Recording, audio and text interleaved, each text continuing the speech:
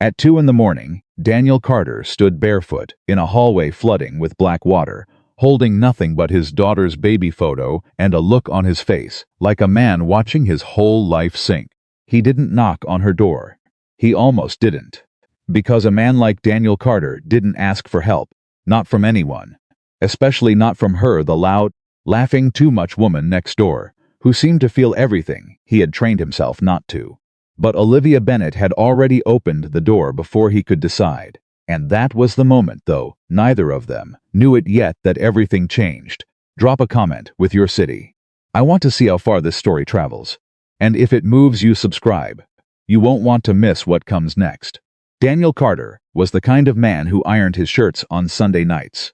Not because anyone was watching. Not because he had anywhere important to be. But because if the shirts were ironed, the week felt manageable. And manageable was the only thing Daniel still trusted. He was 51 years old, white-haired at the temples, and built like a man who used to be athletic and still kept the discipline even after the fire went out. He worked from home as a structural engineer, designing load-bearing walls for other people's buildings, while quietly making sure his own life had no cracks in it. His apartment was on the 4th floor of a mid-sized building in Columbus, Ohio. Nothing fancy. Clean lines, neutral colors, books arranged by subject on shelves he'd built himself. No clutter. No decorations from his marriage. No photographs on the fridge. One photograph, just one. His daughter. 7 years old, gap-toothed, laughing at something the camera couldn't see. That photo sat on his desk, not the fridge, not the wall, because he needed it close when he worked but didn't need anyone asking about it when they visited. No one visited anyway. His neighbors thought he was polite. His coworkers thought he was professional. His ex-wife, Linda, thought he was emotionally unavailable. His therapist, the one he saw for exactly 4 sessions before deciding he was fine, wrote in her notes, "Patient demonstrates high-functioning avoidance. Intellectualizes emotion. Resistant to vulnerability." Daniel never saw those notes. But if he had, he would have nodded and said, "Accurate." He had built his life the way he built a structure. Every beam calculated. Every joint reinforced. Nothing left to chance. Nothing left to feeling. It worked. Until the Tuesday in November, when the pipe in apartment 4B, his apartment, burst at 1:47 in the morning. He heard it before he saw it. A groan, low and wrong, coming from behind the bathroom wall.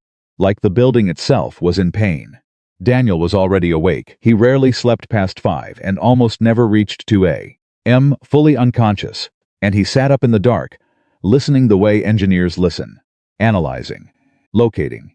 Then the groan became a crack, and the crack became a rush. He was out of bed before the water hit the floor. By the time he reached the bathroom doorway, it was too late. A pipe in the shared wall between his apartment and the one next door had split completely old copper, probably original to the 1970s construction, and the water wasn't just running. It was erupting, shooting across the tile, spreading under the door, turning the hallway into a shallow river in under 30 seconds. Daniel said one word quietly, with remarkable calm. Not a panic, not a shout. Just a single word, flat and final, like a man who had already accounted for every disaster except this one. He grabbed his phone from the nightstand, called the building's emergency maintenance line, got a recording, called again, got the same recording, sent a text to the building manager, stood there watching the water rise around his ankles, and understood, with the clarity of someone trained to read structural failure, that this was not a slow leak. This was catastrophic. The water was already spreading toward his desk, toward his laptop, toward the files he kept in a flat drawer, physical backups of 3 active engineering projects that were not, he suddenly realized, saved anywhere else. He moved fast then, grabbed the laptop, grabbed the files, stacked them on the kitchen counter, which was still dry, went back for his phone charger, his medication, Emma's photograph. He stood in the kitchen holding those 4 things, water lapping at the baseboards, and looked around at his carefully organized life, filling slowly, steadily, with something he could not control. He was 51 years old. He had been divorced for 4 years. He had spent every one of those 4 years making sure nothing could get to him. And now a pipe had done it in 4 minutes. He almost didn't knock on her door. Let's be honest about that. Let's be clear. Because the apartment directly across from his was empty, the Garcias had moved out in September, and no one had replaced them. The apartment below was a young couple with a newborn, who were already dealing with enough. The apartment above was a graduate student named Trevor, who Daniel had spoken to exactly twice in 8 months. And the apartment next to his 4C, the one sharing the wall where the pipe lived, was Olivia Bennett's. Daniel stood in the flooding hallway at 1:52 in the morning, holding his laptop and his daughter's photograph, and looked at that door. He'd lived next to her for 11 months. In 11 months, he had learned the following things about Olivia Bennett. Against his will, she laughed too loud. Not obnoxiously, he had tried to call it obnoxious, and failed but freely. Like someone who had decided laughter wasn't something you moderated for other people's comfort. She cooked at strange hours. The smell of something cinnamon, he eventually identified, cinnamon and brown butter, would drift under his door at 10 p.m. and completely ruin his concentration. She knew everyone in the building by name. The elderly woman on the second floor, Mrs. Kowalski. The mailman who had a bad knee. The kid on the ground floor who was trying to finish his GED at 40. Olivia knew them all, remembered what they'd told her, asked follow-up questions. Daniel had watched this from a distance and found it baffling, exhausting. Somehow also, and he never said this aloud, a little beautiful.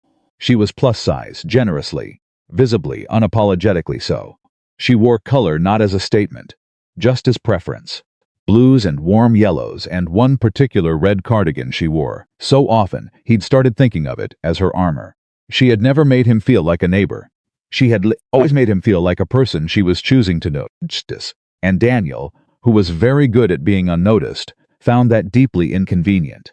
He raised his hand and knocked. The door opened in 12 seconds. He counted, because that's who Daniel Carter was.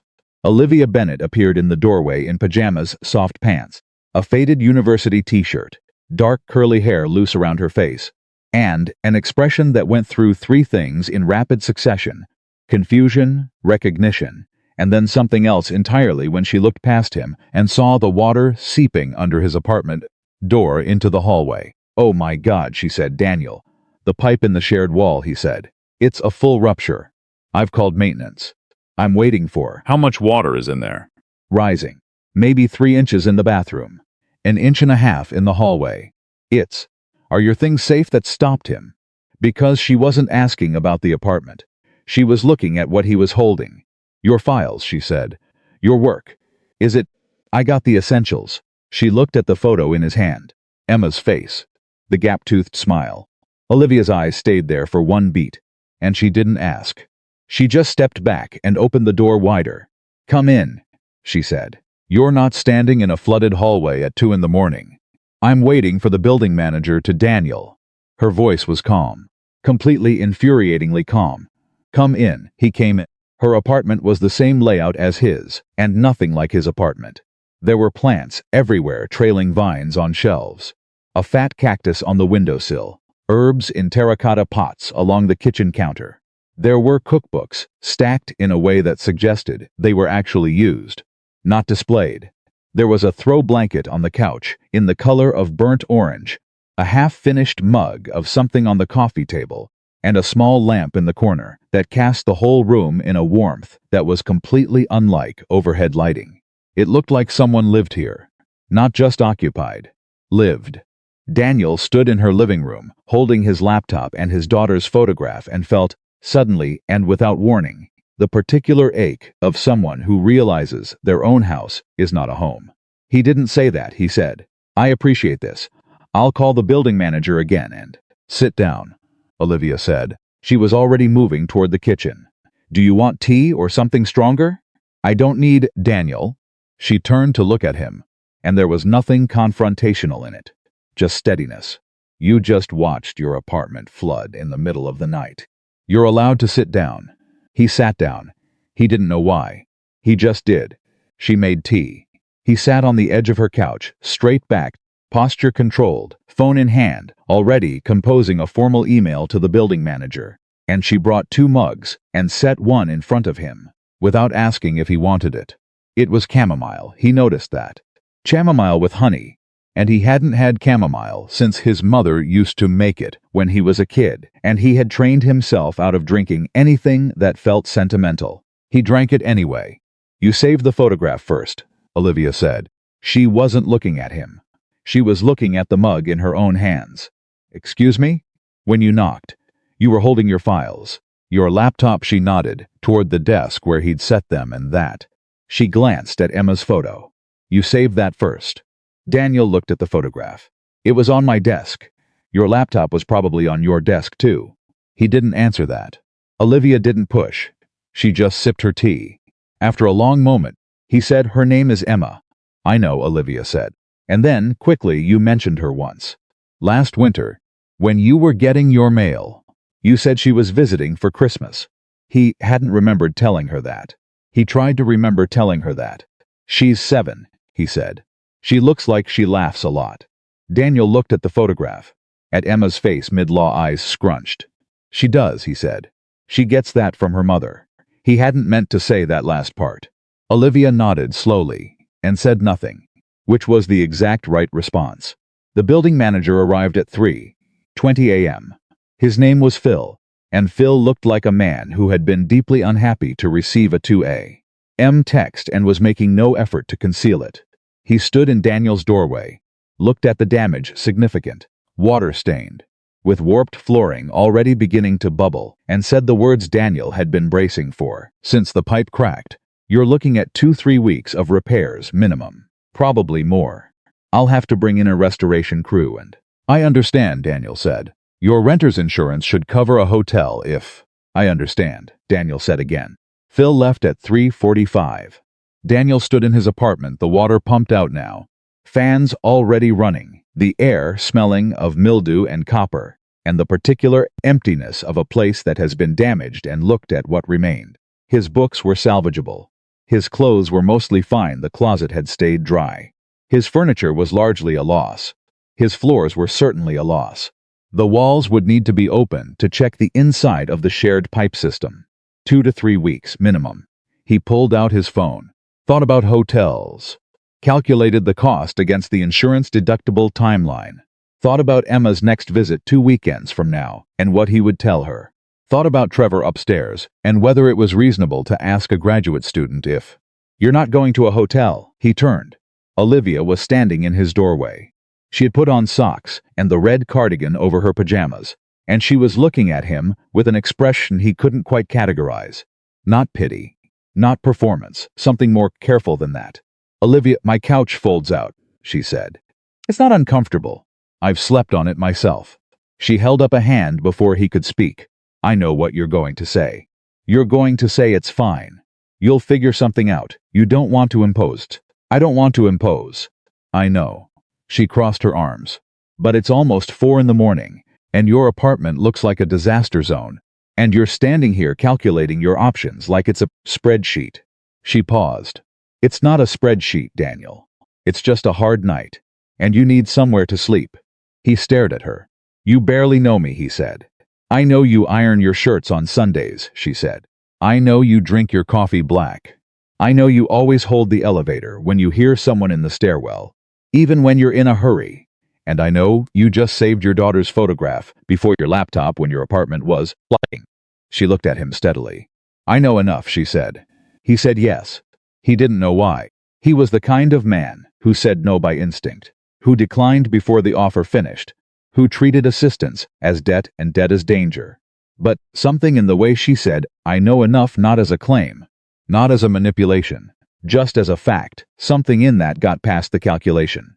He said yes, and they walked back to her apartment at 4 a.m.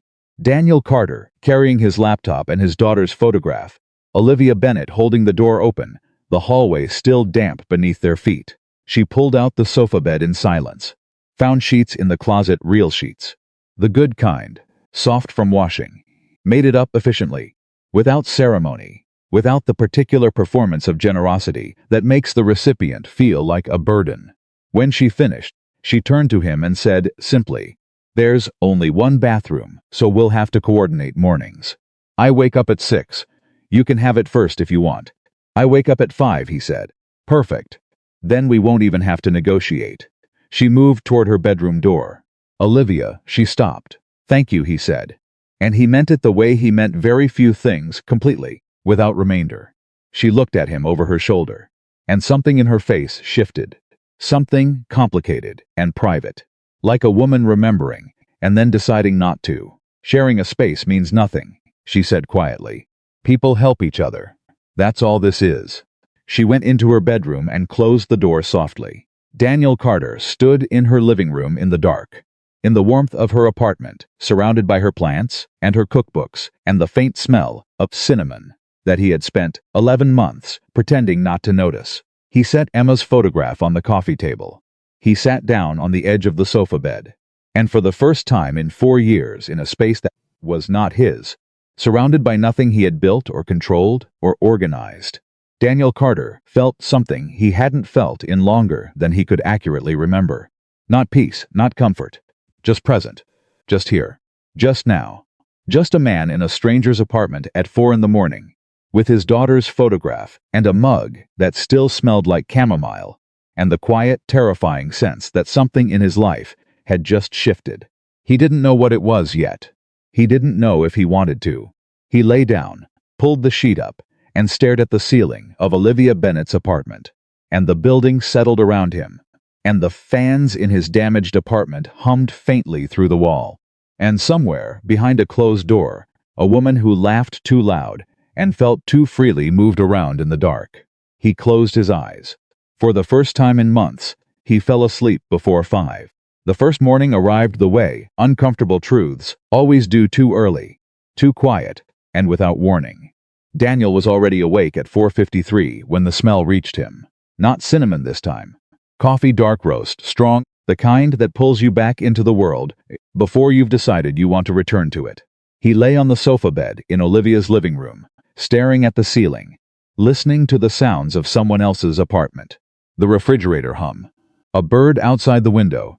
The quiet, deliberate sounds of a person moving in a kitchen who was trying not to wake someone up. That detail caught him. She was being careful, quiet, for him. He couldn't remember the last time someone had been quiet for him. He sat up, folded the sheet, and walked to the kitchen doorway. Olivia was standing at the counter in her university t-shirt and the red cardigan, hair pulled back with a clip that wasn't doing a complete job, and she was pouring coffee into a mug before she turned and saw him. She startled, not dramatically, just a small lift of her shoulders, and then recovered immediately. "You said 5, she said. "It's 4:53. She looked at the clock on the microwave, looked back at him. "So you don't even let yourself have the extra 7 minutes. "I was awake. "That's not what I said." She turned back to the counter and pulled a second mug from the cabinet. Set it next to the first. Poured without asking. "Black, right?" He stared at her. "How do you know that?" "You've gotten your mail at the same time. I've gotten mine approximately 40 times in the past year," she said, setting the mug on the counter in front of the empty stool. "You always have a coffee cup. It's always black. You're not mysterious. Daniel, you're just quiet." He sat down on the stool. He picked up the mug. He didn't say anything, because there was nothing to say that would be either defensive or revealing, and he was not ready for either. They drank their coffee in silence for 3 minutes. He counted. Not obsessively, just the way a man counts when silence is the most comfortable language he has left. Then Olivia said, without looking at him, "How long were you married?" He should have deflected. He had a full inventory of deflection subject changes. Vague answers, the particular conversational redirect he'd developed over 4 years of avoiding exactly this kind of question from exactly this kind of person. Instead, he heard himself say, 11 years. Long time. Was it good? Before it wasn't. That question was not what he'd expected. People usually asked what happened. They asked whose fault it was. They asked if he was over it. Nobody asked if it had been good first. He looked at his coffee. For a while he said, "Yeah, it was." Olivia nodded, like that answer was exactly sufficient and she wasn't going to pull at it. That made him pull at it himself. "We were good when we were building something," he said. "Buying the house, planning for Emma. When there was a project. When there was a goal," he paused. "We were worse at just being. just existing next to each other without a direction. Olivia was quiet for a moment. Then she said, "That's an honest thing to know about yourself. It took me 4 years of being alone to figure it out. Most people never figure it out at all." She finally looked at him. That counts for something. He didn't know what to do with that. So he drank his coffee, and she drank hers. And the morning light started at the edges of the window. And for approximately 4 minutes, two people who barely knew each other sat in the same kitchen and breathed the same air and said absolutely nothing. It was the least alone Daniel had felt in 4 years. He did not say that out loud. He was not ready to say that out loud. By 6:45, he had showered, changed into yesterday's clothes, and set up his laptop on Olivia's kitchen table to attempt work. By 7, she had made eggs, not asked if he wanted eggs. Just made them, set a plate next to his laptop, and moved to her own end of the table with a notebook and a pen. He looked at the eggs, looked at her. "You didn't have to, I made them for myself," she said, without looking up from whatever she was writing. "There were just 2 eggs, so I made 2 portions. Don't overthink it." He ate the eggs. They were, objectively, the best scrambled eggs he'd had in years, soft, slightly herbed, with something he couldn't identify that made them taste like someone had actually thought about the process. He ate them and kept working and said nothing, because saying "these are excellent eggs" felt like it would open a door he wasn't ready to walk through. At 7:22, his phone rang. It was Phil, the building manager. The restoration crew was coming in Thursday. The pipe damage was worse than estimated. There was secondary moisture intrusion in the shared wall that meant both his bathroom and the inside of Olivia's bathroom wall were compromised. The timeline had just extended. "How long?" Daniel asked. Phil paused in the way that meant the answer was bad. 4 weeks. Maybe 5. Daniel set the phone on the table and stared at it. Olivia looked up from her notebook. She'd heard. Her apartment was not large. And Phil's voice carried. 4 weeks, Daniel said. Not to her specifically, just to the room. "Okay," she said. He looked at her. "That's too long. I'll find a hotel, and Daniel." She set her pen down. "Look at me." He looked at her. "You're not going to a hotel for a month," she said. "That's absurd. It's expensive. It's impersonal. And you'll be miserable." She held up her hand before he could argue. "I have a 2-bedroom apartment. Emma's visits. How many weekends does she come?" He blinked. "Every other. So when Emma comes, she gets my 2nd bedroom. It's small, but it has a real bed." She said it the way people state logistics, not favors. Like she was reading from a schedule. "You take the sofa bed on other nights. It's not perfect, but it's functional." Olivia stopped. There was something firm in her voice now. Not harsh. Just decided. "I know you're calculating the obligation. Stop calculating. It's not a favor bank. It's just a person needs a place to stay. And I have a place. That's the whole equation." He stared at her for a long moment. "Why?" he asked. And he meant it. Not as a challenge, as a genuine question. Because in Daniel's experience, generosity this uncomplicated did not exist. There was always a reason behind it. Always a cost. Olivia looked at him steadily. And something moved across her face, something that was not quite a smile and not quite sadness. Something more complicated. "Because someone did it for me once," she said, "when I didn't have anywhere to go, and I was too proud to ask." She picked up her pen. "And because you held the elevator for Mrs. Kuski's grocery cart 12 times, and you think nobody noticed. But I noticed." She went back to her notebook. Daniel sat with that for a moment. Then he went back to his laptop. And neither of them said another word for 40 minutes. And the silence felt, inexplicably, like an agreement. The days developed a rhythm that neither of them planned and both of them followed. Daniel worked at the kitchen table from 7 to noon. Olivia, who worked remotely doing bookkeeping for 3 small businesses, worked at her desks in the 2nd bedroom. Door partly open, the sound of her occasionally humming something half-remembered and tuneless drifting out in a way he told himself was distracting, and then stopped pretending. At noon, one of them made lunch. It alternated without discussion. The first day, Olivia made soup. The second, Daniel made sandwiches competent, if uninspired. The third day, Olivia looked at what he'd assembled and said, very carefully, "Do you actually enjoy eating, or is food just fuel for you?" He considered that. It's been fuel for a while. She said it like a doctor hearing a symptom. Okay. I'm making dinner tonight. You're allowed to watch, but you cannot help, unless I ask you to help, because you're going to try to optimize the process, and that's going to ruin it. I'm not going to. You reorganized my dish rack this morning. He had, in fact, reorganized her dish rack that morning. He'd thought she wouldn't notice. It was more efficient the way Daniel. She pointed at the kitchen stool. Sit. Watch. Do not optimize. He sat, he watched. He did not optimize. Olivia cooked the way she did most things, without a recipe, without a plan, with an intuitive confidence that looked from the outside like recklessness, but produced results that were objectively extraordinary. She made a chicken dish with lemon and herbs that he couldn't have named and couldn't have replicated and could not, honestly, stop eating. When he finished and looked up, she was watching him with an expression of mild satisfaction. You actually tasted that, she said. Of course I tasted it. No, I mean you actually tasted it. You slowed down. She tilted her head. When's the last time you ate something slowly? He thought about it. Genuinely tried to remember. I don't know, he said finally. She nodded. Like, that answer told her something important. Food isn't fuel, she said. It's memory, it's care. My grandmother used to say that a meal is the most honest thing a person can offer someone, because you can't fake a good meal. Either you cared about it, or you didn't. She started clearing the plates. Your grandmother taught you to cook? He asked. She paused. Something shifted in her face. Just briefly, a flicker of something private crossing her expression, before she smoothed it back. She taught me a lot of things, she said. And then she changed the subject in the smooth, practiced way of someone who'd been changing subjects at that particular intersection for a very long time. Did you call Emma today? He had. He called Emma every Tuesday and Thursday at 6 p.m. and twice on Sundays.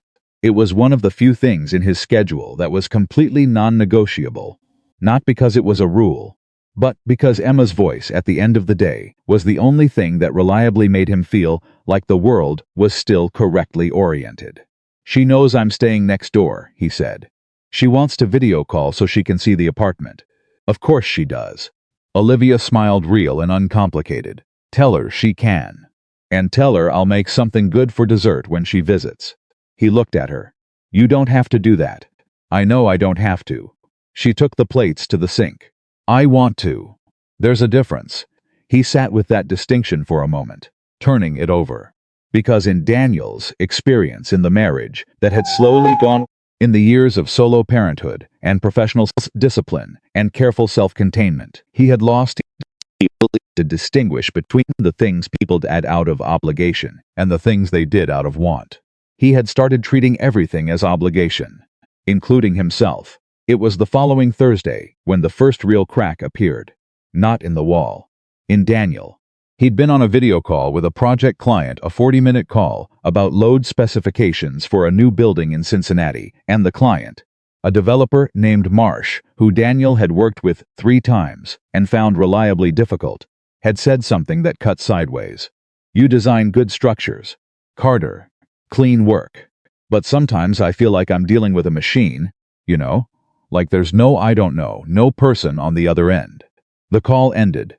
Daniel closed the laptop, sat at Olivia's kitchen table in the middle of the afternoon, and stared at nothing. He was still sitting there when Olivia came out of the second bedroom at 3:15 and found him.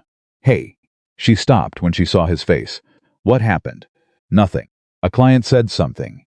She came to the table, sat down across from him without asking permission, without the theatrical care of someone handling a fragile thing. Just sat.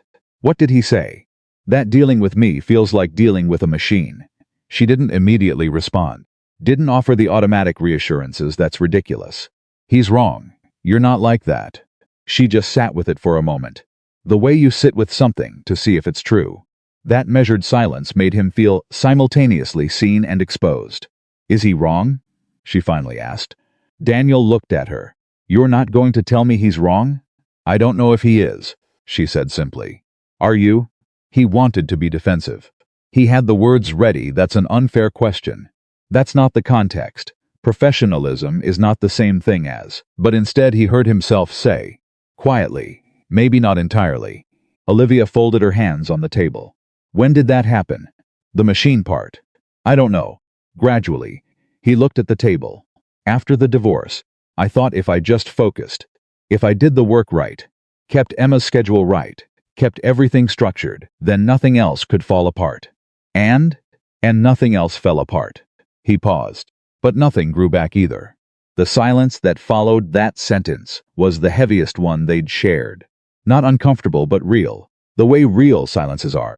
The kind that means something happened in the room. Olivia looked at him for a long moment. Then she said, quietly, I know something about that. He looked up. She was staring at the table. Her jaw was set in a way he'd seen before when she was deciding how much to say, how much to let through. I spent 2 years after my engagement ended making myself smaller, she said. Not literally. Emotionally. I stopped saying what I thought. Stopped taking up space in conversations. I'd get excited about something, a business idea, a trip, a recipe, and then I'd think that's too much. You're too much.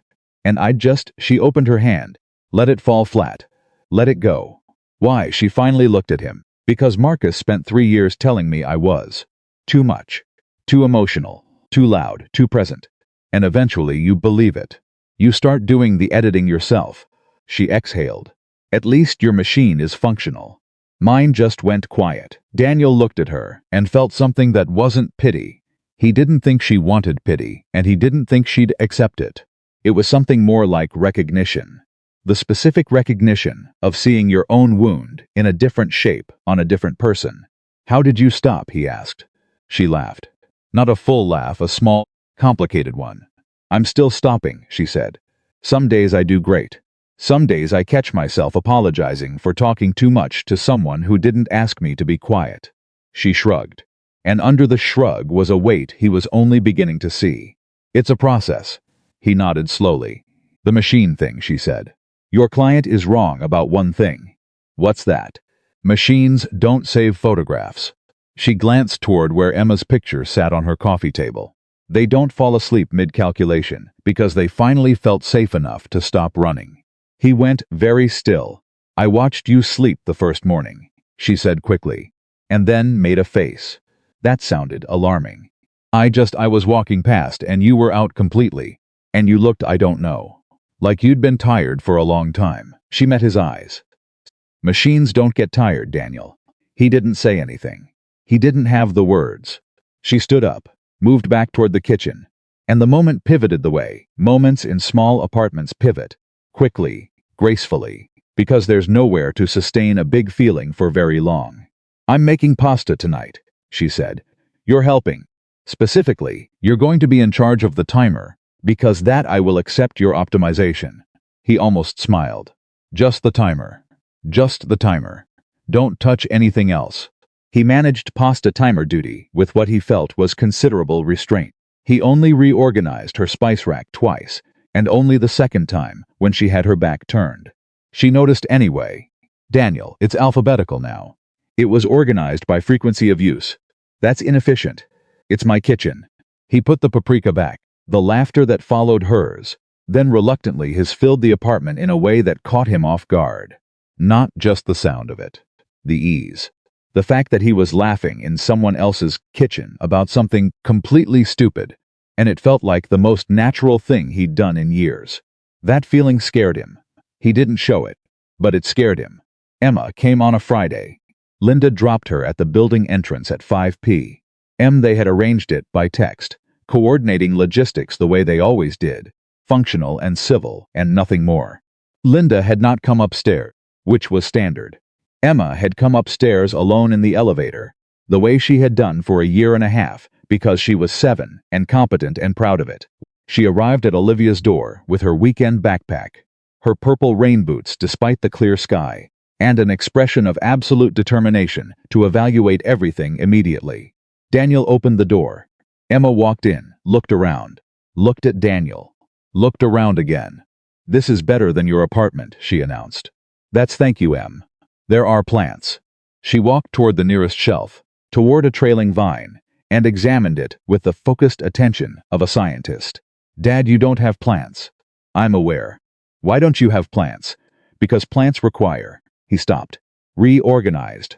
I'll consider getting a plant. Emma turned and saw Olivia coming out of the kitchen, wiping her hands on a dish towel, and stopped completely. Children do not have the social programming that tells them to pretend. First impressions are gradual. Emma Carter looked at Olivia Bennett for approximately 4 seconds and then said, with the devastating clarity of a 7-year-old with no filter, "Are you the neighbor who saved my dad?" Olivia glanced at Daniel. He looked at the ceiling. "I just opened a door," Olivia said. She crouched down to Emma's level easily, without ceremony. "He did all the saving himself." Emma considered this. "He said you gave him your couch." "The sofa bed." "Yeah. He doesn't like sleeping on soft things. He's going to have a bad back. I noticed he rebuilt the couch architecture with my throw pillows 3 mornings in a row," Olivia said seriously. "Very structural. Very impressive." Emma giggled. The sound of it hit Daniel somewhere in the chest. "I'm Emma," Emma said. "I'm Olivia. Do you like plants?" "I love plants. Can you teach me the names, every single one?" Emma took Olivia's hand, not shyly, not tentatively, just the way children take hands when they have decided someone is trustworthy, and pulled her toward the shelf. Daniel stood in the middle of the living room, watching his daughter lead his neighbor to the trailing vine by the window, listening to Emma say, "What's this one called?" and Olivia say that one's a pothos. "They're almost impossible to kill," and Emma say, "Good. Because my dad killed a cactus once," and Olivia say the cactus was overwatered, wasn't it? And his daughter dissolve into laughter. He had not told Olivia about the cactus. He did not know how she knew. He realized, after a moment, that she probably didn't know. She was probably guessing. She was probably reading the kind of man he was, and extrapolating logically. Which was, somehow, more unnerving than if she'd known. After dinner, which Emma declared the best pasta she had ever eaten, with the absolute conviction of a person who ate a lot of pasta, Daniel put her to bed in Olivia's second bedroom. Emma had been asleep before he finished the second page of the book she'd requested. He sat in the chair by the bed for a few minutes afterward, in the dark, listening to her breathe, the way he always did. The thing he'd never told anyone, because it felt too raw to explain, that he checked every time, just to be sure she was breathing. Because some fear, once it starts, doesn't know where to stop. He came out to find Olivia doing dishes. He walked to the sink and picked up the dish towel, without asking. She glanced sideways at him, said nothing, let him dry. They worked in silence for a few minutes, and then Olivia said, "She's incredible." "She is," he said, simply. Without the qualifier he usually added, "She's more like her mother." She gets the warmth from Linda, the deflection. That was really a way of denying credit for his daughter's fullness. He just said, "She is." Olivia handed him the last dish. "She's also clearly crazy about you." He set the dish in the cabinet. "We've figured each other out," he said. It took a while. After the divorce, she was confused. Angry sometimes. She didn't have the words for it. So I just showed up. Every weekend. Every phone call. Every school thing. He set the cabinet door. "That's the whole strategy. Just show up." Olivia was quiet for a moment. Then, so softly he almost missed it, "I wish more people knew that strategy." He turned to look at her. She was staring at the drying rack with an expression that was somewhere far away. A place that had a name he didn't know yet. Olivia. She blinked. Came back. "Sorry. I was just thinking about something." She dried her hands on the dish towel, the one he'd set on the counter. "I should let you get some sleep." "What were you thinking about?" She hesitated. The hesitation lasted exactly long enough for him to notice it, and for her to notice him noticing. "Just someone who didn't show up," she said. "A long time ago." She smiled, and it was a good smile, practiced, warm, real enough. But there was something underneath it that he recognized because he'd worn the same cover over his own face for 4 years. Ancient history. "Go sleep, Daniel. You have a 7-year-old who's going to be awake at 6. She went to her room. He stood in the kitchen, holding the dish towel. Someone who didn't show up. He thought about Marcus, the fiancé she'd mentioned. The one who'd spent 3 years telling her she was too much. The editing she'd described, the way she'd learned to make herself smaller, quieter, less. He thought about the way she changed the subject, at exactly the same speed, and with exactly the same skill that he deflected direct questions. He thought about the grandmother she'd mentioned briefly and then retreated from. He thought about the bakery comment he hadn't heard yet, that was still coming, still buried in a layer of Olivia he hadn't reached. He was a structural engineer. He knew how to read a building, which beams were load-bearing, where the stress points were, where the hidden damage lived. He was beginning to understand that Olivia Bennett had architecture too, and that some of it had been damaged by people who never bothered to look at the plans. He set the dish towel on the counter, went back to the sofa bed, rebuilt the pillow infrastructure, and lay in the dark thinking about a woman who made the best eggs he'd had in years and knew about his cactus and changed the subject when things got close and had once made herself smaller for someone who didn't deserve the original size. He lay there for a long time. The building settled. Emma breathed in the other room. Outside, Columbus went about its night, and Daniel Carter, the man who had built walls and called it living, felt one of them just slightly begin to shift. He didn't know if he was ready, but for the first time in a long time, he was paying attention. And paying attention, he was beginning to understand, was where everything started. The second week settled in the way second weeks always do, with less ceremony and more truth. The first week had been adjustment. Two people learning the other's rhythms, the way you learn a new road, carefully, with attention to what's ahead. The second week was different.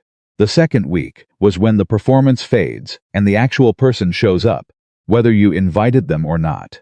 Daniel noticed it first in the small things. Monday morning, he came out at 5 a.m., and Olivia was already at the kitchen table, not making coffee, not cooking, just sitting in the dark with her phone face down in front of her and an expression on her face that disappeared the instant she heard him. She smiled. Bright, easy, immediate. "You're up early even for you, couldn't sleep," he said. "You?" Same. She stood, moved toward the coffee maker, slipped back into motion. "I'll get the coffee." He watched her. She had been sitting in the dark at 5 in the morning, and she was going to make coffee and talk about nothing, and he was going to let her. Because that was the agreement they hadn't spoken out loud. The agreement that said, "I see you have something heavy. I'm not going to pry, I'm just going to be here." He sat at the table. "You don't have to hide it," he said quietly. She froze for 1/2 second at the counter, then continued moving. "Hide what?" "Whatever you were sitting with when I came out." She was quiet for a moment. The coffee maker started its cycle. Then she said, still not turning around, "What makes you think I was sitting with something?" "You had your phone face down," he said. "You do that when it's said something you don't want to look at again." She turned around slowly, looked at him. The expression on her face was something new, the look of a person who has been carefully invisible for a very long time and has just realized someone can see them. "You've been paying attention," she said. It wasn't an accusation. It was something more uncertain than that. "Occupational hazard," he said. "I noticed structural details." She studied him for a moment. Then she brought the mugs to the table and sat down and said, "It was a message from my sister." He waited. "She's getting married," Olivia said. "In April. She wants me to be the maid of honor." She wrapped both hands around her mug. "Which is wonderful. I'm genuinely happy for her. But the message also included helpfully that Marcus is going to be at the wedding, because Marcus is friends with the groom." She said it flat. No drama. The flatness of someone who has already spent the dramatic energy in private. She thought I should know in advance. Which was considerate of her. "Marcus," Daniel said. "Your ex-fiancé." She looked at him. "I mentioned him. Once, briefly." "Yeah," she exhaled. "Well, he'll be there. And I'll be there. And I will be completely fine." She said it the way people say things they haven't entirely decided yet. "How long has it been?" Daniel asked. 3 years since we ended it. 4 since it started going wrong." She turned the mug in her hands. 4 years is long enough to be over something. Is it? She met his eyes. "You tell me. How long has it been for you?" 4 years, he said. "And are you over it?" He considered being evasive. Considered the deflection. "No," he said. "Not entirely. I'm past it." "That's different." Olivia nodded slowly. "Past it," she repeated. "Yeah, that's the better word." They drank their coffee in the specific silence of two people who have just handed each other something true and are deciding what to do with it. At 7 that morning, his phone rang. He glanced at the screen, and something in his posture shifted, a tightening, slight but visible. "You can take it," Olivia said. "It's Linda." "I know, take it." He went to the living room. She could hear the shape of the conversation, without the words, his voice low, controlled, the particular cadence of someone being very careful about every syllable. When he came back 8 minutes later, he sat down and stared at his laptop screen without opening it. "Emma can't come this weekend," he said. Olivia went still. "Linda's taking her to her parents' place in Michigan. Last-minute thing." He paused. "It's fine. Linda gave me the weekend in the calendar. It's a trade." He said all of this in the tone of a man who had built an elaborate system for processing disappointment without showing it. And the system was working perfectly, and it was terrible to watch. "Daniel," Olivia said, "I'm fine." He opened the laptop. "You looked at your phone after the call ended, and you didn't move for 30 seconds. He closed the laptop. "Are you tracking me now?" "I'm sitting 10 feet away from you in a small apartment," she said, calmly. "I'm not tracking you. I'm just not pretending I don't see you." She leaned forward slightly. "You're allowed to be disappointed. She's your daughter, and you miss her. That's not a weakness." Something moved across his face, quick like weather. "I know that." "Do you?" She said it gently. No edge. "Because you said it's fine 3 times in 30 seconds. And, in my experience, the things people say are fine 3 times are the things that are most not fine." He looked at her. For a long moment, he just looked at her. And then something in the controlled posture shifted, not collapsed, just softened. "I count the days," he said, "between visits. I have them marked in my calendar. I don't tell people that because it sounds like a father who loves his daughter, like someone who can't function independently. Those aren't the same thing." She said it without hesitation, like it was obvious. Loving someone that specifically isn't dependency. It's just love. He looked at the table, nodded once, slowly. "The weekends without her are long," he said.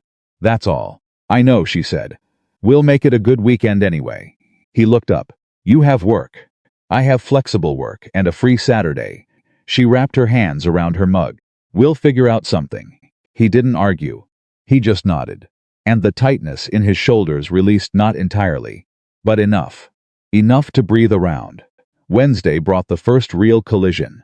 It started small, the way real collisions always do. Daniel had reorganized the pantry.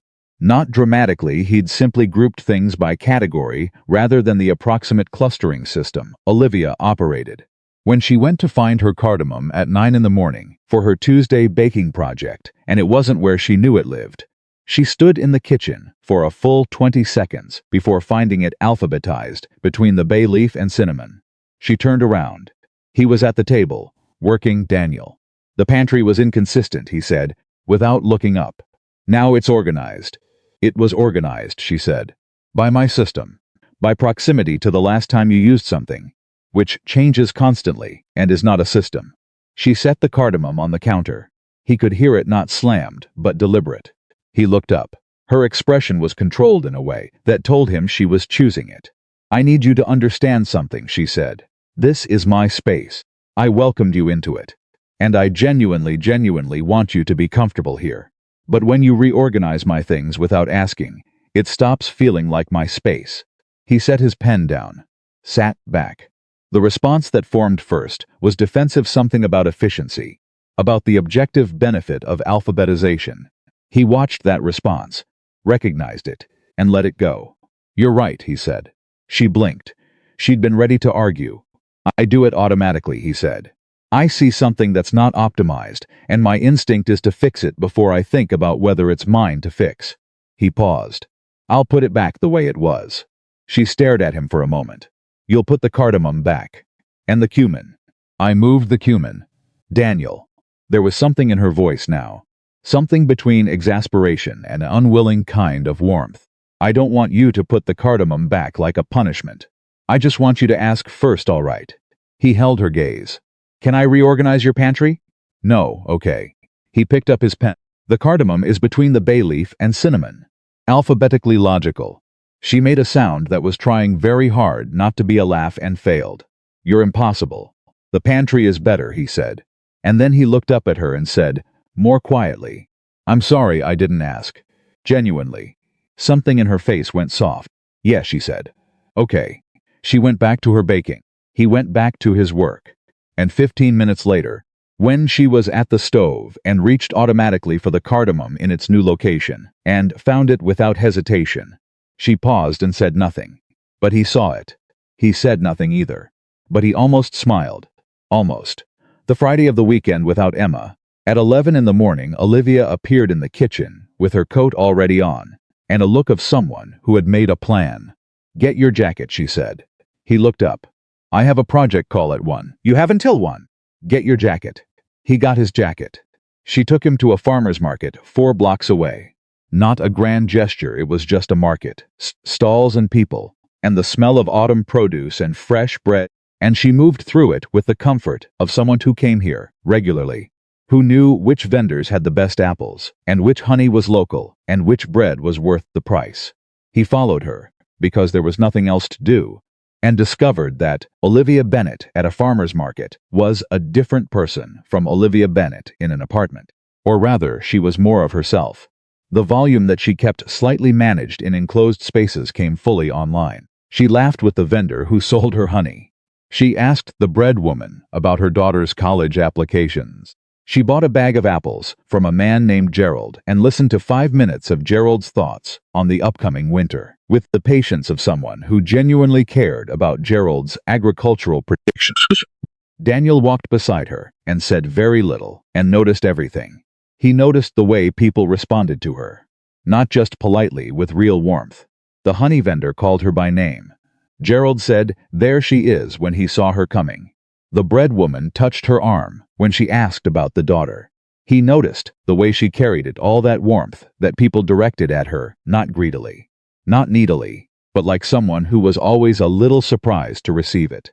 Like a woman who gave freely and still hadn't entirely learned how to receive. He noticed, on the way back, when she passed a storefront and slowed almost imperceptibly. A corner space, empty, paper in the windows. The kind of space that said available in every way. She looked at it for 3 seconds, maybe 4, and then she looked forward and kept walking, and said nothing. What was that? He said. The corner space. You looked at it. She was quiet for a half step. I used to come by here a lot, she said.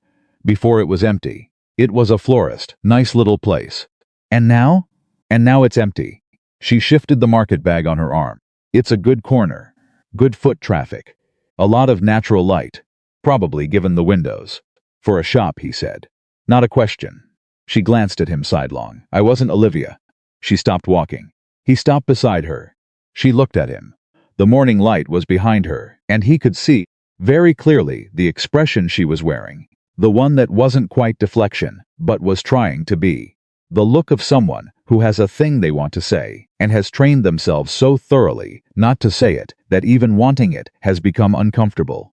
I used to think about opening a bakery, she said, finally, flatly, like a confession. When I was younger, my grandmother had this. She had this kitchen, and she'd taught me everything. All her recipes. All the things she'd learned from her mother. And I thought I'd open a place, and it would be full of those recipes, and it would be warm, and people would come and feel like they were at somebody's grandmother's table. She exhaled. It was a nice thought, was? She looked back at the corner space. I ran the numbers once, years ago. The startup cost, the lease, the equipment. The margins in bakeries are brutal. It's a hard business. She said it like she was reciting a document she'd memorized. And I didn't have the capital. And then, Marcus. It just didn't happen. What did Marcus say? Daniel asked. The question was direct. He knew it was direct. He asked it anyway. She looked at him. Measured the question. He said it was a nice hobby idea, she said. He said the food industry had a 60% failure rate in the first year. He said I should be realistic. She paused. He said it nicely. He always said things nicely. Daniel looked at her for a long moment. That's not saying it nicely, he said. That's discouragement with good grammar. Something in Olivia's face did something complicated, like a window being opened in a room that's been closed too long. Maybe, she said, not maybe. He said it quietly, but without softness. The way he stated load calculations, not to be harsh, But because imprecision in structural matters has consequences. Someone who believed in you would have said, the margins are hard, and the failure rate is real, and let's figure out how to beat those odds together. That's what belief sounds like. What he said was the architecture of a reason to stop. Olivia stared at him. A full 5 seconds of silence passed on the sidewalk. Then she said, very quietly, you've been paying attention for a lot longer than I thought. I told you. Occupational hazard. She looked back at the corner space once more. Then she started walking. He walked beside her. Neither of them said anything else about it. But something had shifted. The kind of shift you feel in a building before you see it settling. A realignment. Like a beam that's been under the wrong load, finally moving to where it was meant to bear. That night she baked. Not a small project. A real one, the kind that took 3 hours and involved her grandmother's notebook. A handwritten thing with stained pages and penciled annotations that she kept in the back of a kitchen drawer. She got it out carefully, the way you handle something important, and set it on the counter and started measuring. Daniel worked at the kitchen table and watched without being obvious about it. He watched her hands. She was precise, in her own way, not his way. Not calibrated and deliberate, but intuitive and practiced. Like someone playing an instrument they've known so long, they stopped thinking about technique. What are you making? He asked at some point. My grandmother's brown butter apple cake, she said. She made it every October, first cold weekend of the year. She was mixing. Attention on the bowl. I make it when I need to think. What do you need to think about? She was quiet for a moment. Just mixing then. Whether I've been using common sense as an excuse not to try. He set his pen down. The bakery, he said. She didn't answer directly. My grandmother used to say, and she said it. In this very matter-of-fact way. Like it was obvious, she said. Livy, the only kitchens that stay warm are the ones somebody's cooking in. She meant it literally. But she also, Olivia tapped the side of her head. She also meant it up here. She was right. She was always right. She was aggressively right about almost everything. She poured the batter. She would have had opinions about Marcus. Favorable ones? Catastrophically unfavorable ones. She almost smiled. She met him twice and called him that careful man every time after. Not a compliment. Smart woman. The smartest. She slid the pan into the oven, and her hands came to rest on the counter, and for a moment she just stood there, back to him. And he could see in the line of her shoulders something that was neither fine nor performed. Just real. I think about her a lot when I bake, she said quietly. Like she's still in the kitchen with me. He didn't say anything. He understood that kind of presence. He had Emma's photograph on the coffee table for similar reasons, not because he needed to see it, but because it meant he was not entirely alone with whatever he was carrying. She turned around. Her eyes were bright in the slightly particular way of someone who was not going to cry and had firmly decided that. Okay, she said. Enough of that. Tell me something about your work.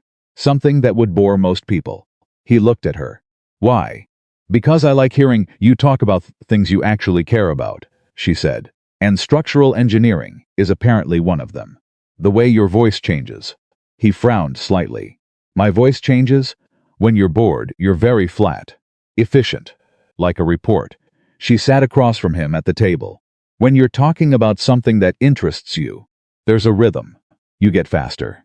She rested her chin in her hand. It's nice. Tell me about something load-bearing. He looked at her for a moment. Then, slowly, he started talking about load paths. About the way stress distributes through a structure, how a building that looks solid from the outside can have a compromised beam that the whole system is quietly compensating for, until one day the compensation isn't enough. She listened. Actually listened, not the polite listening of someone waiting for their turn, but the real kind. Asking questions when she didn't understand. Connecting it to things, so it's like when someone in a family is struggling and everyone else quietly adjusts until they can't anymore. He stopped. Looked at her. Yeah, he said. Exactly like that. She nodded slowly. And the fix? You have to go to the compromised beam, he said. You can't repair the system by adjusting everything around the problem. You have to address the actual point of damage.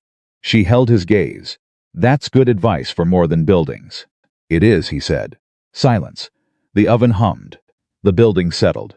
Outside, Columbus went about its business. Then Olivia said, very quietly, Daniel, can I ask you something personal?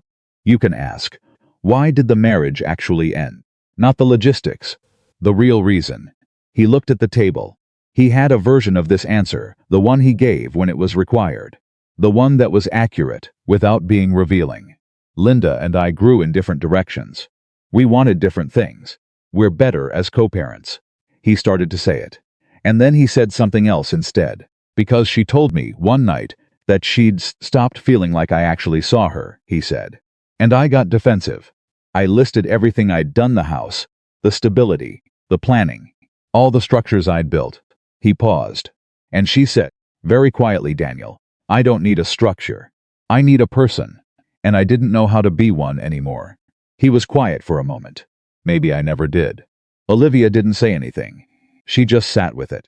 The way she sat with things, not rushing to fill the space, not offering the comforting diminishment that would make him feel better and smaller at the same time. You know what I hear in that? She said finally. What? A man who knows exactly what went wrong. She looked at him steadily. That's not nothing. That's the hardest part. Most people spend the rest of their lives convinced it wasn't their fault. Some of it was Linda's, I know. Most things are shared. She leaned forward slightly. But you just told me your part, without being asked, and without making yourself the hero of the story. That's not what a machine does, Daniel. He looked at her. That word again. Machine, his client's word, and now her. But different, she wasn't using it as an accusation. She was using it to disprove something. What does it do? He asked. It's what a man does when he's been thinking about something long enough to understand it, she said. And who's trying to be different from who he was. He held her gaze. For a long, still moment. I don't know how, he said. It cost him something to say it. He felt the cost of it. The specific weight of admitting incompetence in the one domain that mattered most. I know, she said. But you're sitting in my kitchen at 11 at night, talking about it, instead of not talking about it. That's already different. He almost said something then. Something that was forming at the edge of his awareness, a recognition, specific and uncomfortable and real. Something about the way he felt in this kitchen. Something about chamomile at 4 in the morning and the weight of a child's hand in someone else's, and farmers markets, and a corner space, and the only kitchens that stay warm are the ones somebody's cooking in. He didn't say it. Not yet. Instead, the oven timer went off, and Olivia went to pull out the cake, and the smell that filled the apartment was brown butter, an apple, and something else: warmth, or memory, or the particular compound of both. And Daniel Carter sat at the kitchen table of a woman he hadn't expected to know, and felt, very clearly, that his life was no longer the shape he'd organized it to be. He didn't know if that was loss or relief. Maybe it was both. The cake cooled on the counter, and she cut 2 slices and brought them to the table, and he tasted it. And it was her grandmother's kitchen in October, and something he didn't have a structural term for, but felt in his chest anyway. Well, she said. He looked at her. It's remarkable. She smiled. Not the bright, easy, performed smile. The other one. The one he'd only seen a few times, smaller, slower. The one that reached her eyes before her mouth. Yeah, she said softly. It is. She was looking at the cake when she said it. He wasn't sure that's what she meant. And then Saturday morning arrived. Clear and cold, and Olivia came out at 7 in full coat, with a piece of paper in her hand and the look of a woman who has made a decision during the night and is not going back. She set the paper on the table in front of him. He looked at it. It was a printed listing. A commercial property. The corner space. The one she'd slowed for, the one she'd called a nice corner with good foot traffic, and then kept walking. He looked up at her. I made some calls this morning, she said. Her voice was steady, but her hands he'd learned to read. Her hands were gripping the back of the chair with the controlled pressure of someone managing nerves. The lease isn't as bad as I thought. The build-out has complications, but they're solvable ones. She paused. I want you to look at the structural layout and tell me what you think. Professionally. Not as anything else. Just professionally. He looked at the listing. Then back at her. You made calls this morning, he said. It's 7:15. I woke up at 5, and you decided. I decided I've been using common sense as an excuse for long enough. She met his eyes. Will you look at it? He picked up the listing. He looked at the building dimensions, the foundation information, the age of the structure. He looked at the corner placement, the natural light indicators, the load-bearing wall positions. He looked at it the way he looked at every structure, with the question underneath everything. Is this worth building? He looked up at her. He said, I'll look at it. And something in her face, behind all the steadiness and the decision and the managed nerves, something in there opened. Just slightly. Like a door in a wall that's been sealed so long you'd forgotten it was ever a door at all. He recognized that feeling. He was beginning to have it himself. And neither of them said anything more, because sometimes the most important things are the ones that happen in the space between what is said and what is understood. In a kitchen that smells like brown butter and October and the particular warmth of something slowly, carefully, coming back to life. He went with her to the corner space on a Sunday morning, 11 days before his apartment was supposed to be finished. They didn't talk much on the 4-block walk. Olivia had the listing in her bag and a key the property manager had messengered over she'd arranged that with a speed and efficiency that surprised him, because he'd learned to associate her with warmth and instinct, not logistics. But she was both. He was still recalibrating that. The space was empty, the way all potentially great things are empty before they become what they're supposed to be. Cold concrete floor, high ceiling. The corner windows she'd noticed from the sidewalk let in a slant of November light that hit the back wall and spread. She stood in the middle of it and turned slowly, and he watched her face instead of the room, because her face was where the information was. She was doing math. Not numbers, something older than numbers. She was measuring the space against the thing she'd been carrying in her chest for years and seeing if it fit. Tell me what you see, she said, not looking at him. Still turning, he walked the perimeter, knocked on walls, examined the ceiling joists, crouched at the corner and looked at the floor grade. He did this methodically, the way he did everything, and she let him do it without asking questions, which he appreciated. After 12 minutes, he said, the north wall is load-bearing. You can't take it out, but you can open it with a beam and create a visual flow without losing structure. The floor needs leveling. In the northeast corner, there's a 2% grade that he'll drive you insane once you're standing behind a counter all day. The ceiling is original to the building, which is 1,962, and those joists are solid. Better than anything built in the last 30 years. She had stopped turning and was watching him. The corner windows are your best asset, he continued. Morning light, east-facing. For a bakery that opens early, you want people walking by at 7 a.m. to be able to see inside. See warmth. See activity. He turned to look at her. The space works. It's not perfect, but the bones are honest. She was quiet for a moment. Then she said, the bones are honest. Structurally speaking. Right. She looked around the room again. Right.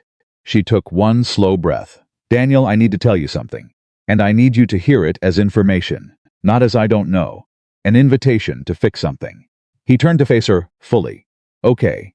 The reason I stopped pursuing this 3 years ago wasn't just Marcus. She said it carefully. I mean, he was part of it. But I also just stopped believing I was someone who got to have this. She looked at the empty room. There's a particular kind of defeat that doesn't come from one big thing. It comes from 100 small things. 100 moments where someone reacted to your dream like it was slightly embarrassing. Where the people who were supposed to believe in you were just politely skeptical. She paused. You observe that. After a while, you start being politely skeptical of yourself. He said nothing. He waited. I'm telling you because you asked me, last Saturday, to look at this listing professionally. She met his eyes. And I need you to know that what you're actually being asked to look at isn't just a building. This is the thing I stopped believing I deserved. And I'm trying to start believing it again. And that's terrifying. And I need someone in this room with me who isn't going to be politely skeptical. He held her gaze. I'm not politely anything, he said. She laughed. Short reel, slightly wet at the edges. No, you're really not. The space is viable, he said. The concept is viable. Your grandmother's recipes, the community relationships you already have, the location, it's a strong foundation. He paused. You want my professional opinion? Build it. You want my other opinion? She raised an eyebrow. You should have built it 3 years ago, he said. But 3 years ago, you were with someone who made you feel like you were asking for too much. So you didn't. And now you're not. So you can. The silence that followed was the longest one they'd shared, and then Olivia Bennett, who laughed loudly and felt freely and had spent years making herself smaller, pressed her lips together and looked at the ceiling of an empty corner space in Columbus, Ohio, and did not cry. But it was close. It was a near. Okay, she said finally. Her voice was steady. Okay, so we look at the numbers. We look at the numbers, he said. They stayed for another 40 minutes. He sketched the layout on his phone. She measured the counter space with her arms. They argued, briefly but specifically, about where the display case should face, and she won because she was right, and he was honest enough to say so. When they left, she locked the door behind her and stood on the sidewalk for a moment, looking up at the corner windows. My grandmother would have loved it, she said. He stood beside her. Tell me something she taught you. She looked at him, surprised. About baking? About anything. She thought about it. She used to say, don't make food for people to admire. Make food for people to eat. There's a difference. She pulled her coat tighter. Admiration is about you. Feeding someone is about them. He turned that over. That's not just about baking. No, she agreed. It's not. They walked back. The November air was sharp, and the street was beginning to fill with Sunday morning people, and neither of them said anything for half a block, and it was the comfortable kind of nothing. Then Olivia said, the wedding is in 14 weeks. He understood the pivot. Marcus's wedding, her sister. The thing on the phone that she'd been sitting with in the dark. Are you going? I have to. I'm the maid of honor. You don't have to do anything. I want to. My sister deserves to have me there. She paused. I just also need to not fall apart when I see Marcus. Will you? Fall apart? She considered it seriously. No, I don't think so. I'm not still in love with him. I haven't been for a long time. She paused again. But seeing someone who spent 3 years making you feel insufficient it's its own thing, even when you're past it. What does he look like to you now? Daniel asked. When you think about him. She thought about it. Small, she said finally. He looks small to me now. Which is strange because for so long he felt enormous, like he was the authority on whether I was enough. She shook her head slightly. How does someone feel that big and then become that small? Because you stopped giving him the authority, Daniel said. He didn't change. Your perspective did. She stopped walking. He stopped beside her. She was looking at him with an expression he hadn't seen before, something unguarded in it, something that went past the warmth she offered everyone and into territory that was specifically directed at him. When did you get wise? She asked. I'm not wise, he said. I'm just observant. Same thing sometimes. Not usually. She started walking again. So did he.